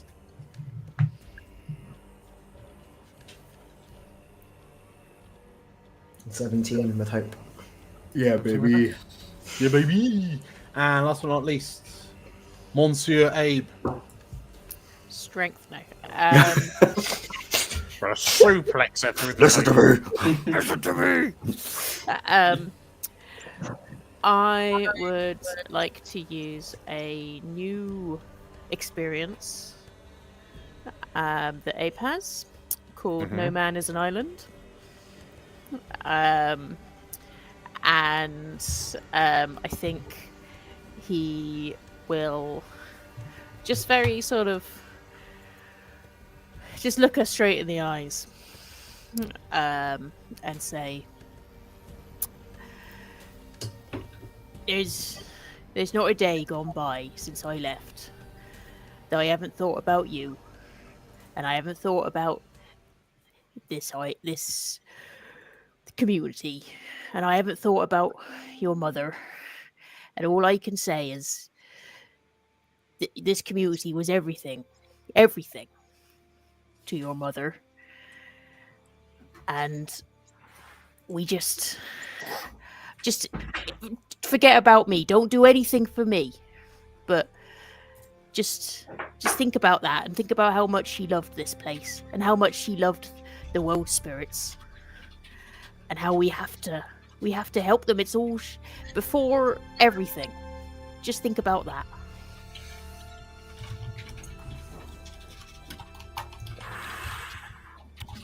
You may spend your hope to auto pass your roll. Thank you. Which means we have a clean sweep across the board. And Yalna, like, she is frozen, having not been able to finish the sentence by my decree. And Abe, you watch your daughter's shoulders drop, and she slumps down as if suddenly weighed down by an incredible weight.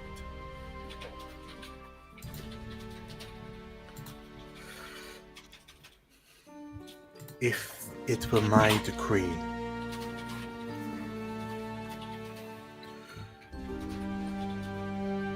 the world, the Titans, would not scream as they do at night.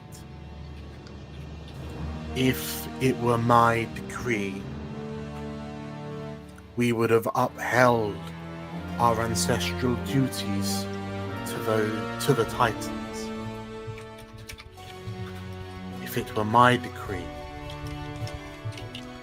I would not watch the people of Rais-Vilnjar work themselves to the bone, mining this dragon's forsaken marble.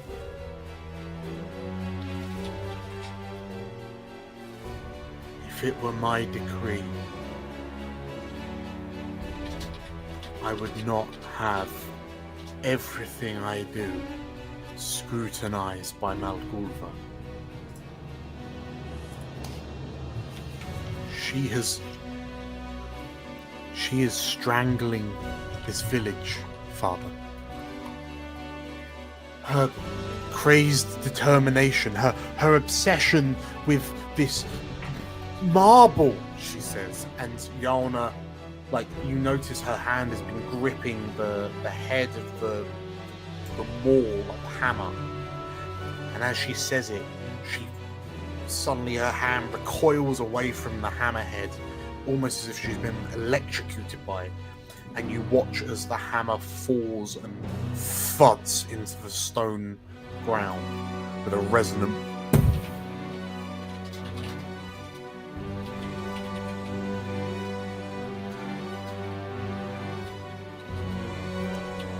I never wanted to see you go,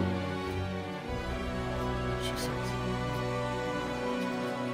But you made that so very hard. Malgulva is a poison. Please, root it out.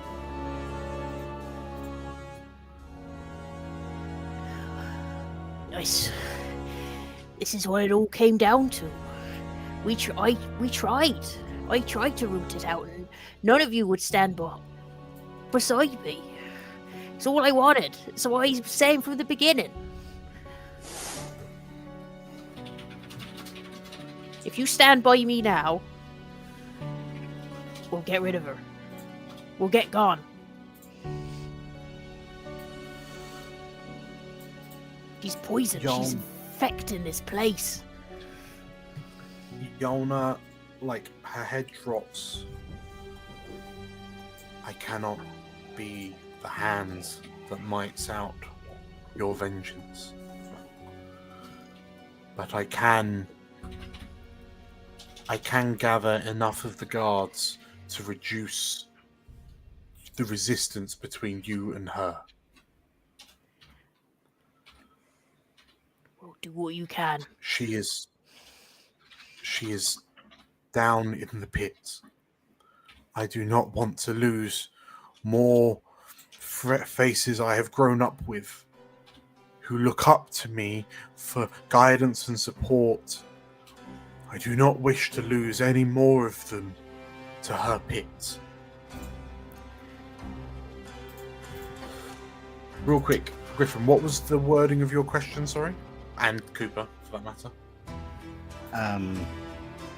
It was something along the lines of, it doesn't sound like you fully believe your own words. Why won't you help them? And I just said how she was lying. That was all I said. Sure.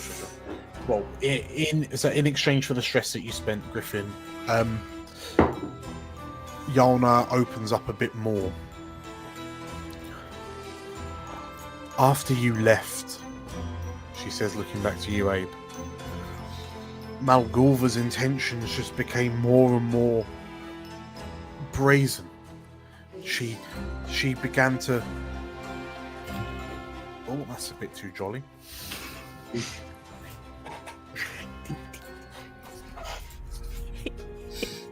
She's a hateful, spiteful woman. She likes to kill us all. After you left, her intentions became wildly more brazen. She began to convince us all of the power of the voice from the east, from the mountains, or from the mountain. She presented us this marble. She showed us how acquiring it was proof of our worship to the mountain. And ever since, we have been sending parties to the mountain to mine this marble and bring it back. We have lost too many to the wilds, to the mountain, and to her frustrations.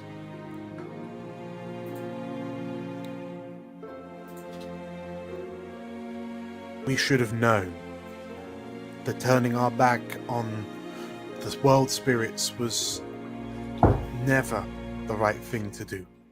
But turn on them we have. I fear my lack of resistance to her has corrupted this place.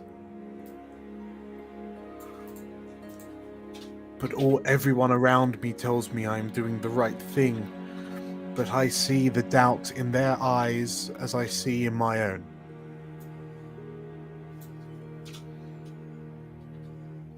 I don't know what this marble is, but it is making us sick. Please, stop her.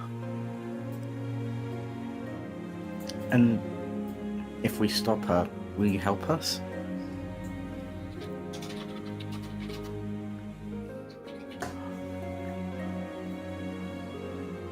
When we turned our backs on the Titans, I was made to expressly ban all visits to the Standing Stones. I had to ban us from the place of my mother's burial. And all I've wanted to do is visit her grave. So yes, helping you will let me see her again.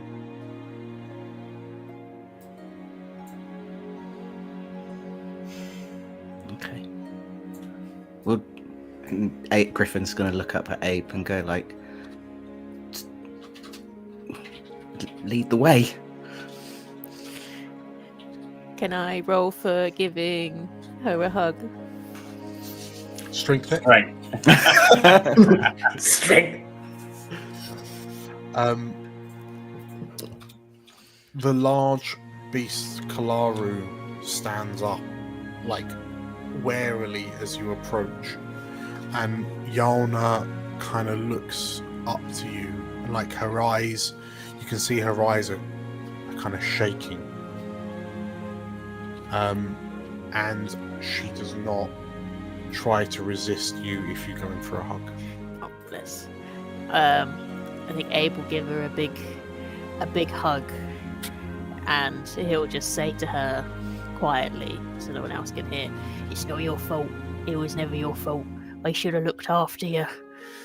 I should have taken you with me."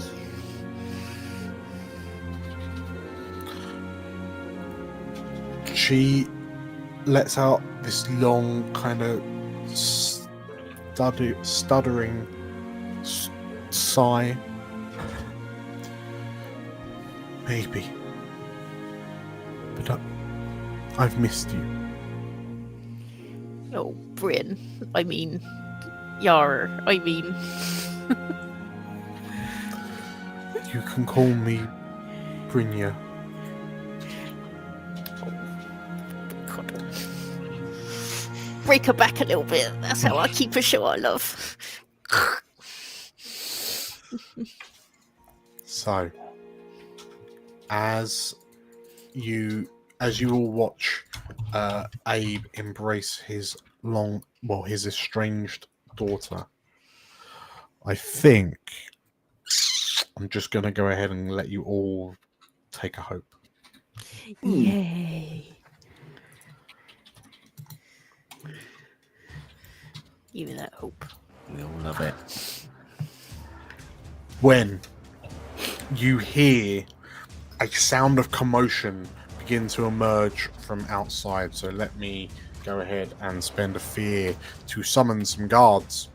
And you can hear that clearly word of your arrival has reached. It seemingly has reached Malgulva's ears, and a gaggle of kind of village defenders begin descending on your locations.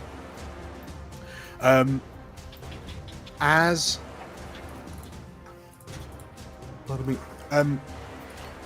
Yolna sort of like looks up to hear the sounds of the approaching guards, she implores to the five of you, please hurry, she says. I don't know how long I can keep them busy. And Coraline, who has been stood very quietly amongst the five of you while this has all been happening, she turns to the five of you, well, she turns to you, Abe, and for the 18 months that I've known you, I regret not getting to know you better. But this is your fight. I will stay here with your daughter and keep the guards busy. Don't let nobody hurt her. As you say that to Coraline, she tilts her head and she shrugs the coat off her shoulders and it falls to the ground at her feet, exposing her full battle mage regalia. And as you say that, she grimaces slightly as she clenches her fists in the golden gauntlets she's wearing, and her eyes blaze this light blue. I hadn't intended on it. And as she opens her fists, blue flames ignite from between her fingers and roar up her forearms as her hands become wreathed in this bright blue flame. Yalna, Brynja, looks a bit concerned that this lady's just caught fire, but she's all right. Yes. So, the five of you, as you are sort of like, in effect, shown the door, you see that there are a number of kind of defenders beginning to converge on your location. But following out behind you is Yalna, Kalaru, and Coraline. And Yalna effectively emerges from between the five of you, and "People of Rais-Vilnjar!" she bellows out. And in her sort of like command as chieftain, she manages to stall the guards that you may begin to make your tokens beeline for Abe. You know where it is, the pits. In the southeastern corner. So, yeah, tell you what, I'll grab your tokens. There we go. So as the five of you sort of like work your way through the streets, you can see that there are people hanging out of windows, like keepers hanging out windows. What's happening?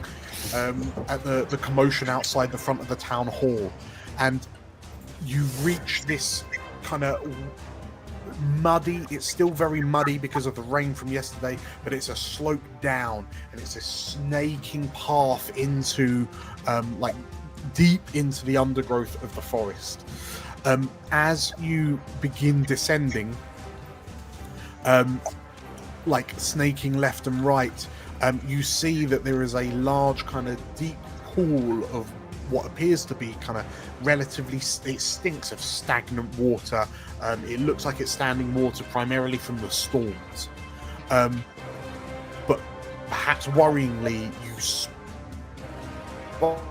the tops of what appear to be large kind of metal, they look like bird cages, but sized for a keeper. And they are submerged pretty much to the top. But at the base of the pit, alongside this pool, is a cave entrance. Would you like to enter? Yeah.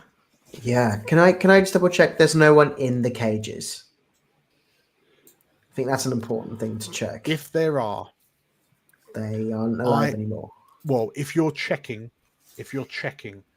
you notice that one of the cages has a hand that's gone up through the bars and then kind of turned and got kind of stuck, but the hand is limp and the arm disappears into the opaque water.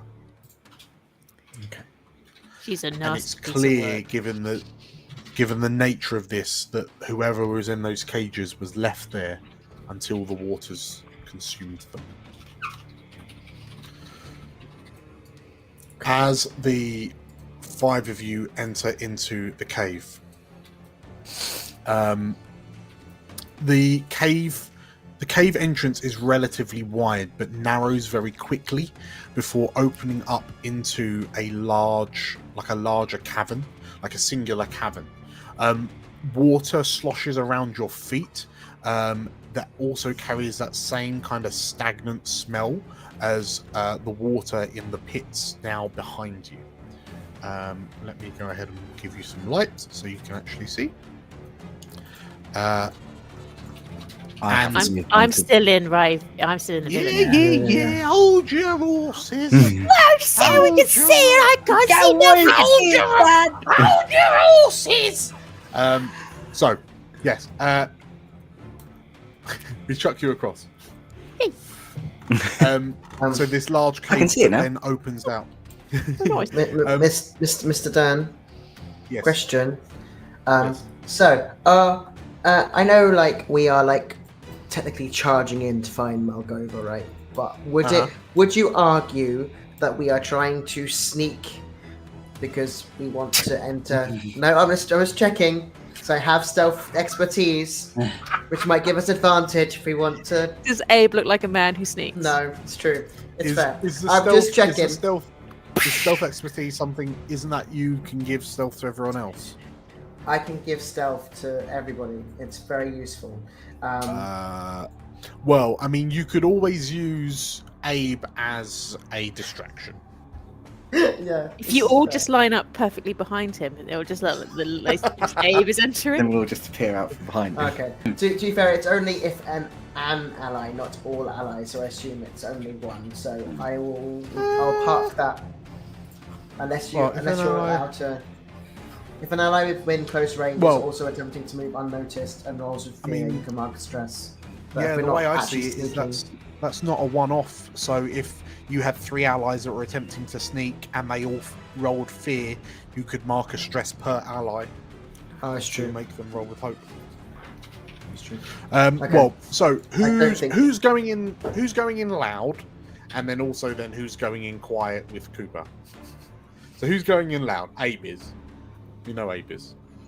I mean, it's Who probably else is useful to have someone like I know Cooper will probably use the advantage to be able to sneak from behind, take out some people. I mean, I will say the cave is rather gloomy and dark, so going in subtly is an option apart from Frayed, because I think he's too Abe for this. He's too Abe. Yeah, agreed. So Abe's going in loud and proud. Who's sticking back with Cooper? Not sticking back, but going in quietly with Cooper. It's just Coops. It's just me. That's fine. That's also fine. Okay. Everyone else going in loud and proud? Yeah. Yeah. Okay. How deep's the water? The water is We're going in as alligators. Well, so currently it's like ankle deep, but you can see that there are deeper sections of water further in. What are you thinking? I was considering going little fishy mode. Okay. And fishing It's around. definitely shallow enough for little fishing mode. Cool. Okay, I'll go little large fishy fishing mode, please. maybe that's so. I'll tell Binky to stay with Cooper until things kick off. Okay, so we've got so Walpertinger is staying with Cooper. So we've got a Walpertinger there. You are turning into an aquatic scout. Yes, please. Okay, let me drag that onto you. Tick, tick, tick, bam. Guardy, please describe to us what your aquatic scout looks like, because it may or may not look like that. An octopus is pretty fun, to be fair. It is It's a horned octopus. it's like a crab, but the legs are tentacles. Okay. They live in the rivers around where Guardy lives. Don't worry about it. Perfect. Okay, fine. So a little horned crab with tentacles. Okay. Yes, please. Marvelous. You are now an aquatic scout.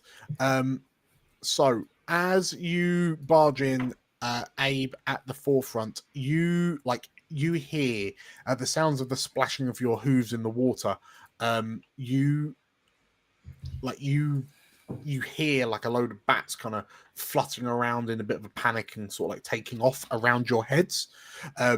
But the cave in front of you opens up. It is illuminated by what seem to be these like bioluminescent orbs that are drifting through the air. And yeah, Garda, you can see that the water gets about knee deep immediately in front of you. But in the center of this large cavern is like a raised area, like a raised dais, if you will.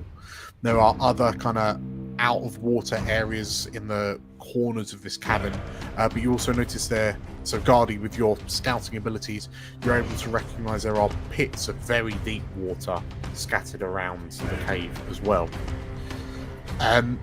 On the central kind of island, there are two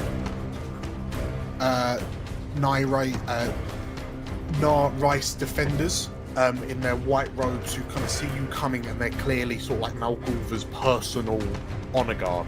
Hopefully Livy comes back. But they drop into a defensive pose as the five of you enter. And I can't have Livy gone. No, she's here. She's still there for Oh, are me. you here? Yeah. Are you here? I've got to put you back in. Hold on 2 seconds.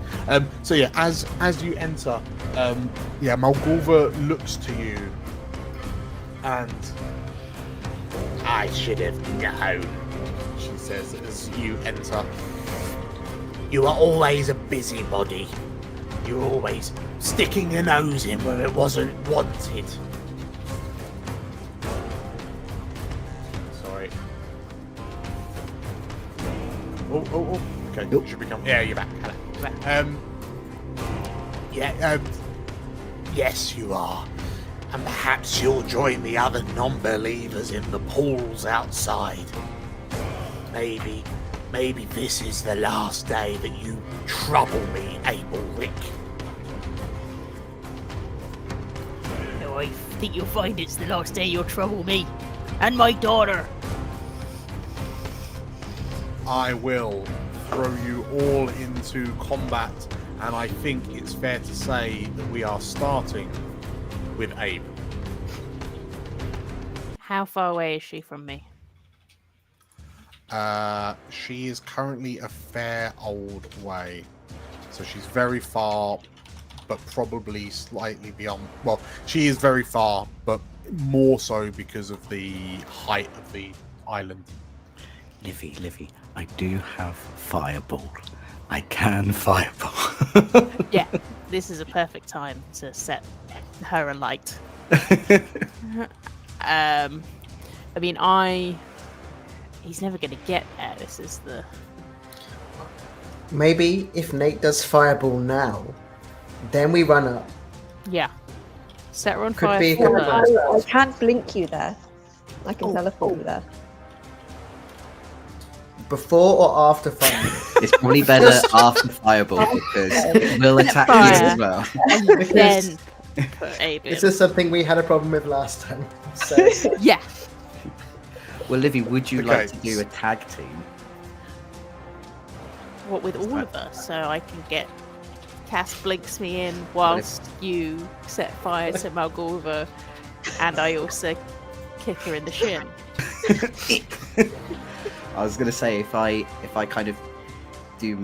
spend the 3 hope Mm-hmm. to do the tag team, Mm-hmm. maybe there is something we could do together. I can squirrel monkey up your back to get a little bit more height. How far can you blink, Cass? Thank you for that question. I should check. Because far will get you Within far onto. range. So the thing is, Far my range. fireball can do very far.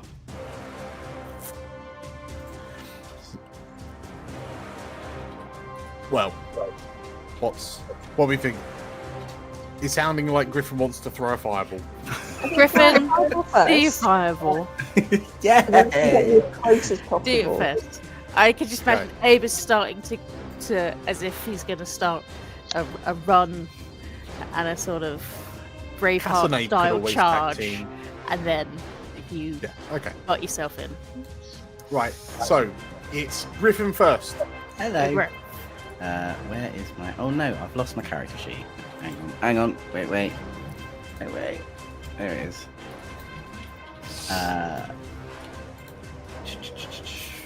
Griffin will. I feel like the plan of let's be sneaky from Cooper and Gardy has gone out the window with the words fireball. it's fine. Yeah. You're fireball. Do it. Do it. So Griffin will just sort of stand in front of Abe and just kind of go, "Can I just try one thing? I promise I'll get it right this time." Okay. And then it just says, "No fire." So yes, I've got to do a spellcaster roll. Yes. No, the target of all the creatures within very close range of them. So I'm firing Malgulva. Well, so you have to do the spellcast roll first, and then on a Yes. success, then they can jump out of the way. Where are you casting this at Malgulva? Yes. Yeah. Okay. Is there? Does anyone want to give me an advantage? It's because I've been rolling like shite all day. I'm just a craptopus. I can't help. I'm sorry. Just Okay. craptopus. I can spend Not a me, hope. I'm just a little craptopus. I can spend a hope to use my experience of knowledge of arcane magic to sort of hone back into my historical knowledge of arcane Perfect. magic. I'll give So you that plus will 2. be- Yeah. Presence +2. Go on. At Malgulva, eh? So that's a 12. I can. Oh, I also would like to use a rally dice. if I Rally can, yourself. Okay. Yes. please. Please. Which is...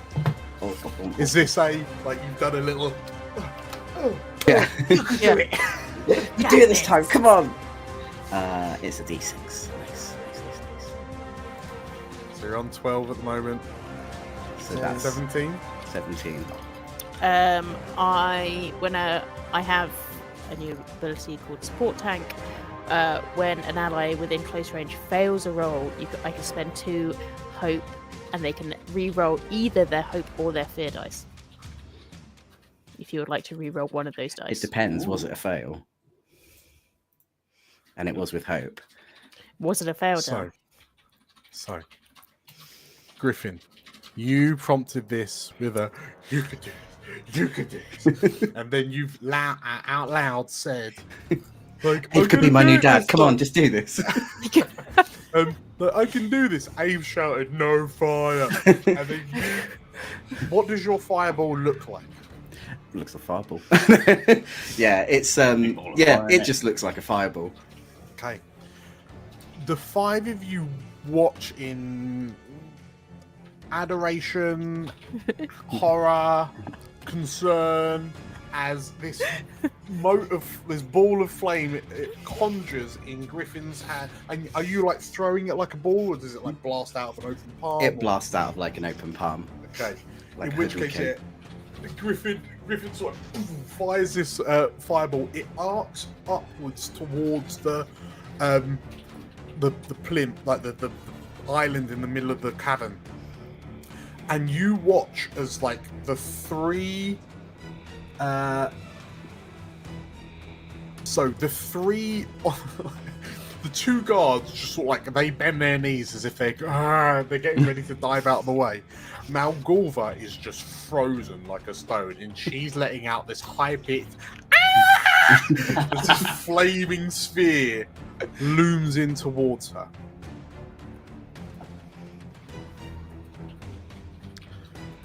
And I will spend a fear Oh, as the flame descends on Malgulva's position.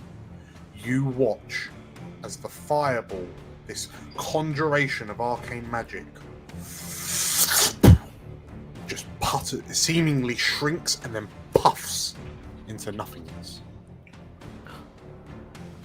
And Malgulva, like you see, like Griffin, as you peer and wonder what on earth has just happened, you see like Malgulva is covering her head, like covering her face in a futile attempt to protect herself. The guards are on the floor, sprawled out, and in between the three of them is a little palantir with a perfectly formed white marble orb that has just absorbed your spell. And Malgulva like pulls her hands away from her face, and the mountain has blessed me, she says. Who's up next? Tried. Cass, Shall we? please Nah. get me up there. I'm I ready. think I have enough hope. That's probably a good question to start with. Do I have enough hope? It costs 3, so yes. I do. Good. It's all my hope. I'm counting on you, new papa.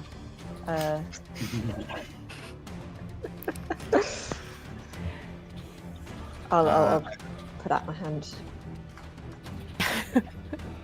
Abe hits it. Shall we? Sorry, mate. I'll let you fireball someone else soon. Yeah, one day you're I'll allowed to burn set someone on fire. someday. besides Other than myself. yourself, yeah. Wait, hang on. I think we're on a 50-50 of who's taken damage from one of Griffin's fire spells, and 50% is Griffin. Griffin. Yeah. Oh, I'm sorry, Oh, but perfect.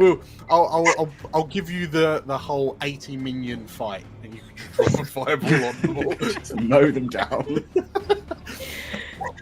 Okay, so Cass, you're grabbing Abe's hand. Yep. Okay, and if you, so what do we do for blink? So that's I did just check and then I forgot completely. Make a spellcast roll. Okay. So make a spellcast roll. If you want to chuck in an experience, by all means. You don't need it. Don't Actually, need it. Tell you what. Well, the whole tag team bit. Beg your pardon. What's Abe doing as part of this tag team?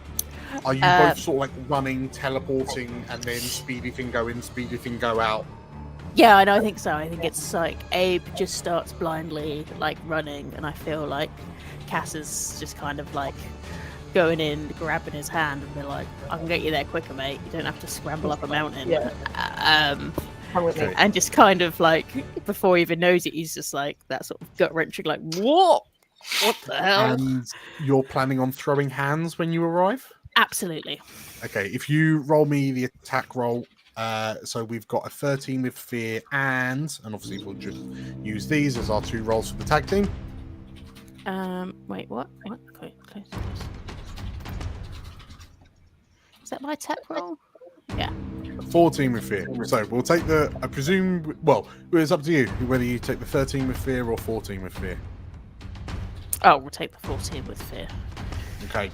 So, you.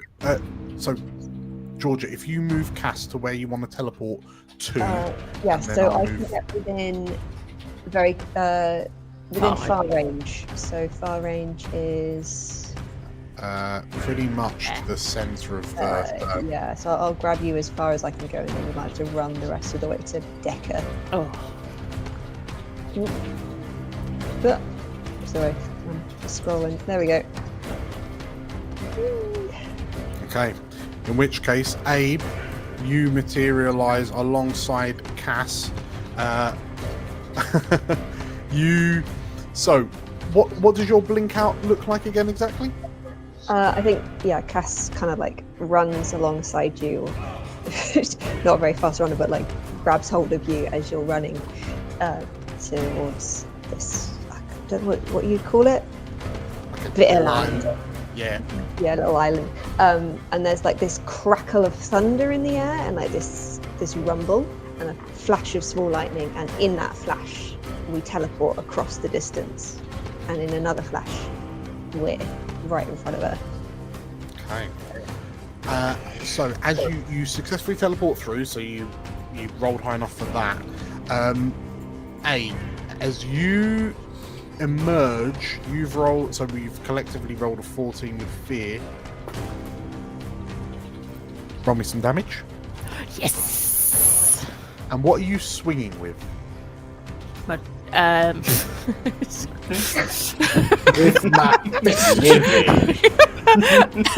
With with my axe. So, Okay.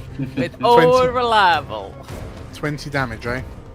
20 damage, please. I'm gonna slice and dice her.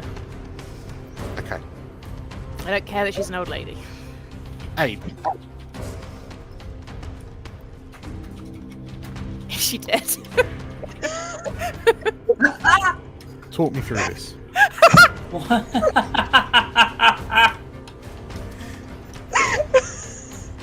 It's an old lady.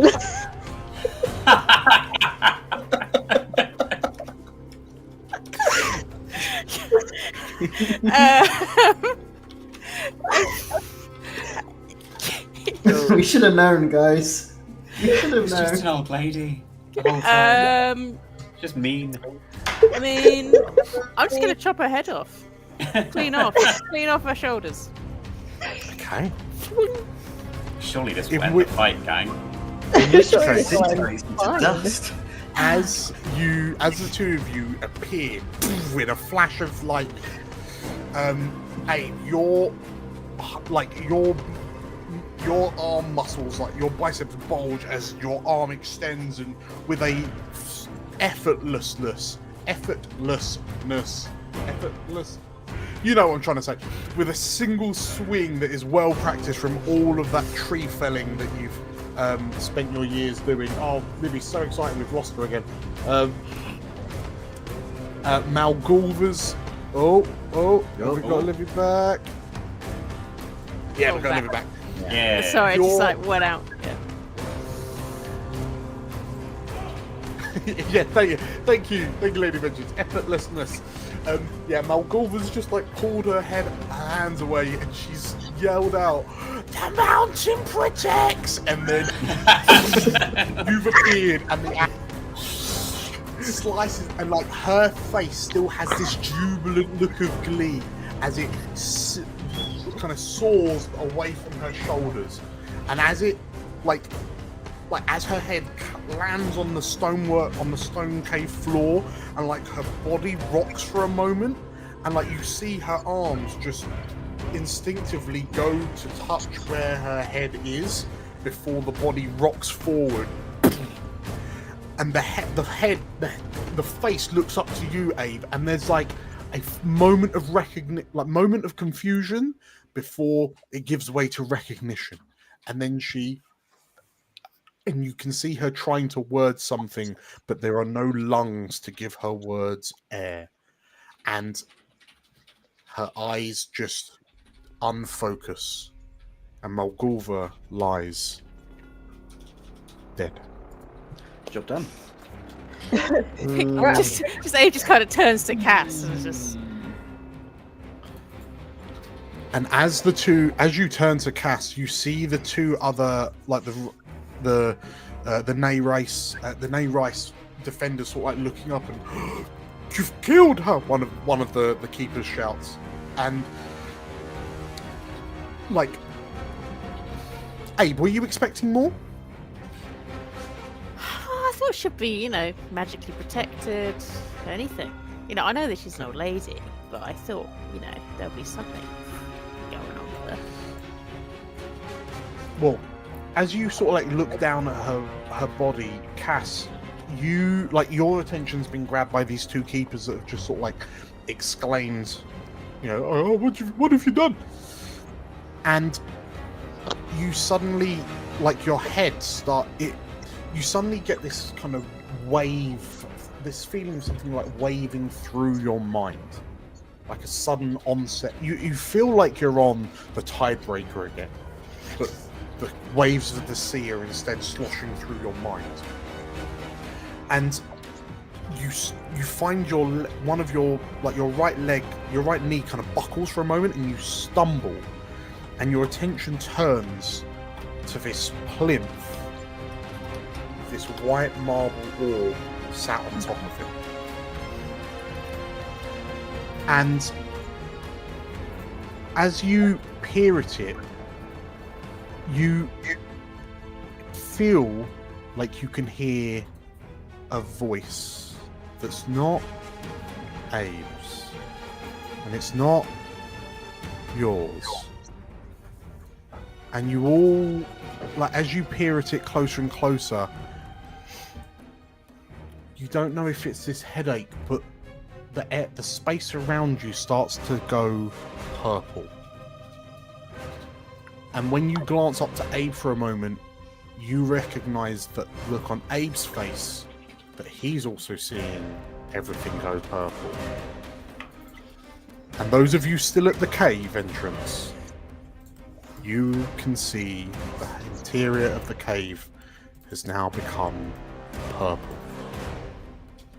And Cass, in your mind, and Abe, in your mind, and in Griffin, Gardy, and Cooper's minds, you hear a voice say, "Well, this is interesting, but I'm glad she's gone. Purple was always my colour." And we will call it there. What? Wait. That was great. I was concerned for a second we were going to have like a Galadriel instead of a Dark Lord. You would have a Queen moment with Cass Palantir. That's what I thought was going to happen. Second, I was like, is it going to be Cass and Abe versus everyone else? Crazy. Baby. Or just me and you against the world? It's piece of cake. Could be worse. I don't fancy our chances if it is. Congratulations. Congratulations, everyone, on completing episode 9. So, dun dun dun. Yes, very dun dun dun indeed. We have done it. We are at the end of episode 9. Who would have thought that punking an old woman would be as much of a pushover as it was? Do it again. Yes, congratulations on completing episode 9. If you are interested in what's happening, if you haven't already, please give us a like. If you're watching us on YouTube and you haven't already, consider subscribing. And if you're on Twitch, consider following. If you're on either and you want to join in the speculation that I know Nate's going to be bringing to the table, you should join us in our Discord. Thank you to you, Lady Vengeance, for already joining. Glad to have you along for the ride. Yes, there is a lot to potentially discuss about this little cliffhanger. if you want to see more like this, tune in next week for episode 10. So every Monday from 7:30 UK time. I got very and we're back in it again. And we're back in. Yes, 7:30 Mondays UK time. So currently GMT +1. If you would like to play Daggerheart, but you have not got the rules for yourself yet, we have an affiliate link in the description that will take you to Drive-Thru-RPG. We are an affiliate for them, and if you buy any of the rules from them, then we get a bit of a kickback, which is amazing and really, really helpful for the channel. And I looked and checked, and there's like over a dozen systems that we've run that are available on Drive-Thru-RPG. So fill your boots. We've spoken about Discord, we've spoken about memberships. We haven't spoken about memberships. If you really like to help us out a bit more, we have memberships on YouTube and on Patreon. They give you access to a members-only section in the Discord, where there'll be a lot more kind of interactive stuff with myself and some of the others, including like Let's Plays, kind of sit-in chats, early access, all that sort of good stuff. So I can feel Nate's vibrate. If you're wondering why Nate is looking at me in such an endearing manner, consider watching other campaigns that we've done.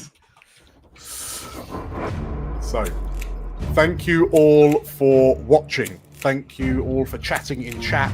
Thank you all for playing. We have been the Explorers of Elsewhere. You have been amazing. We will see you next week. Boy. Goodbye.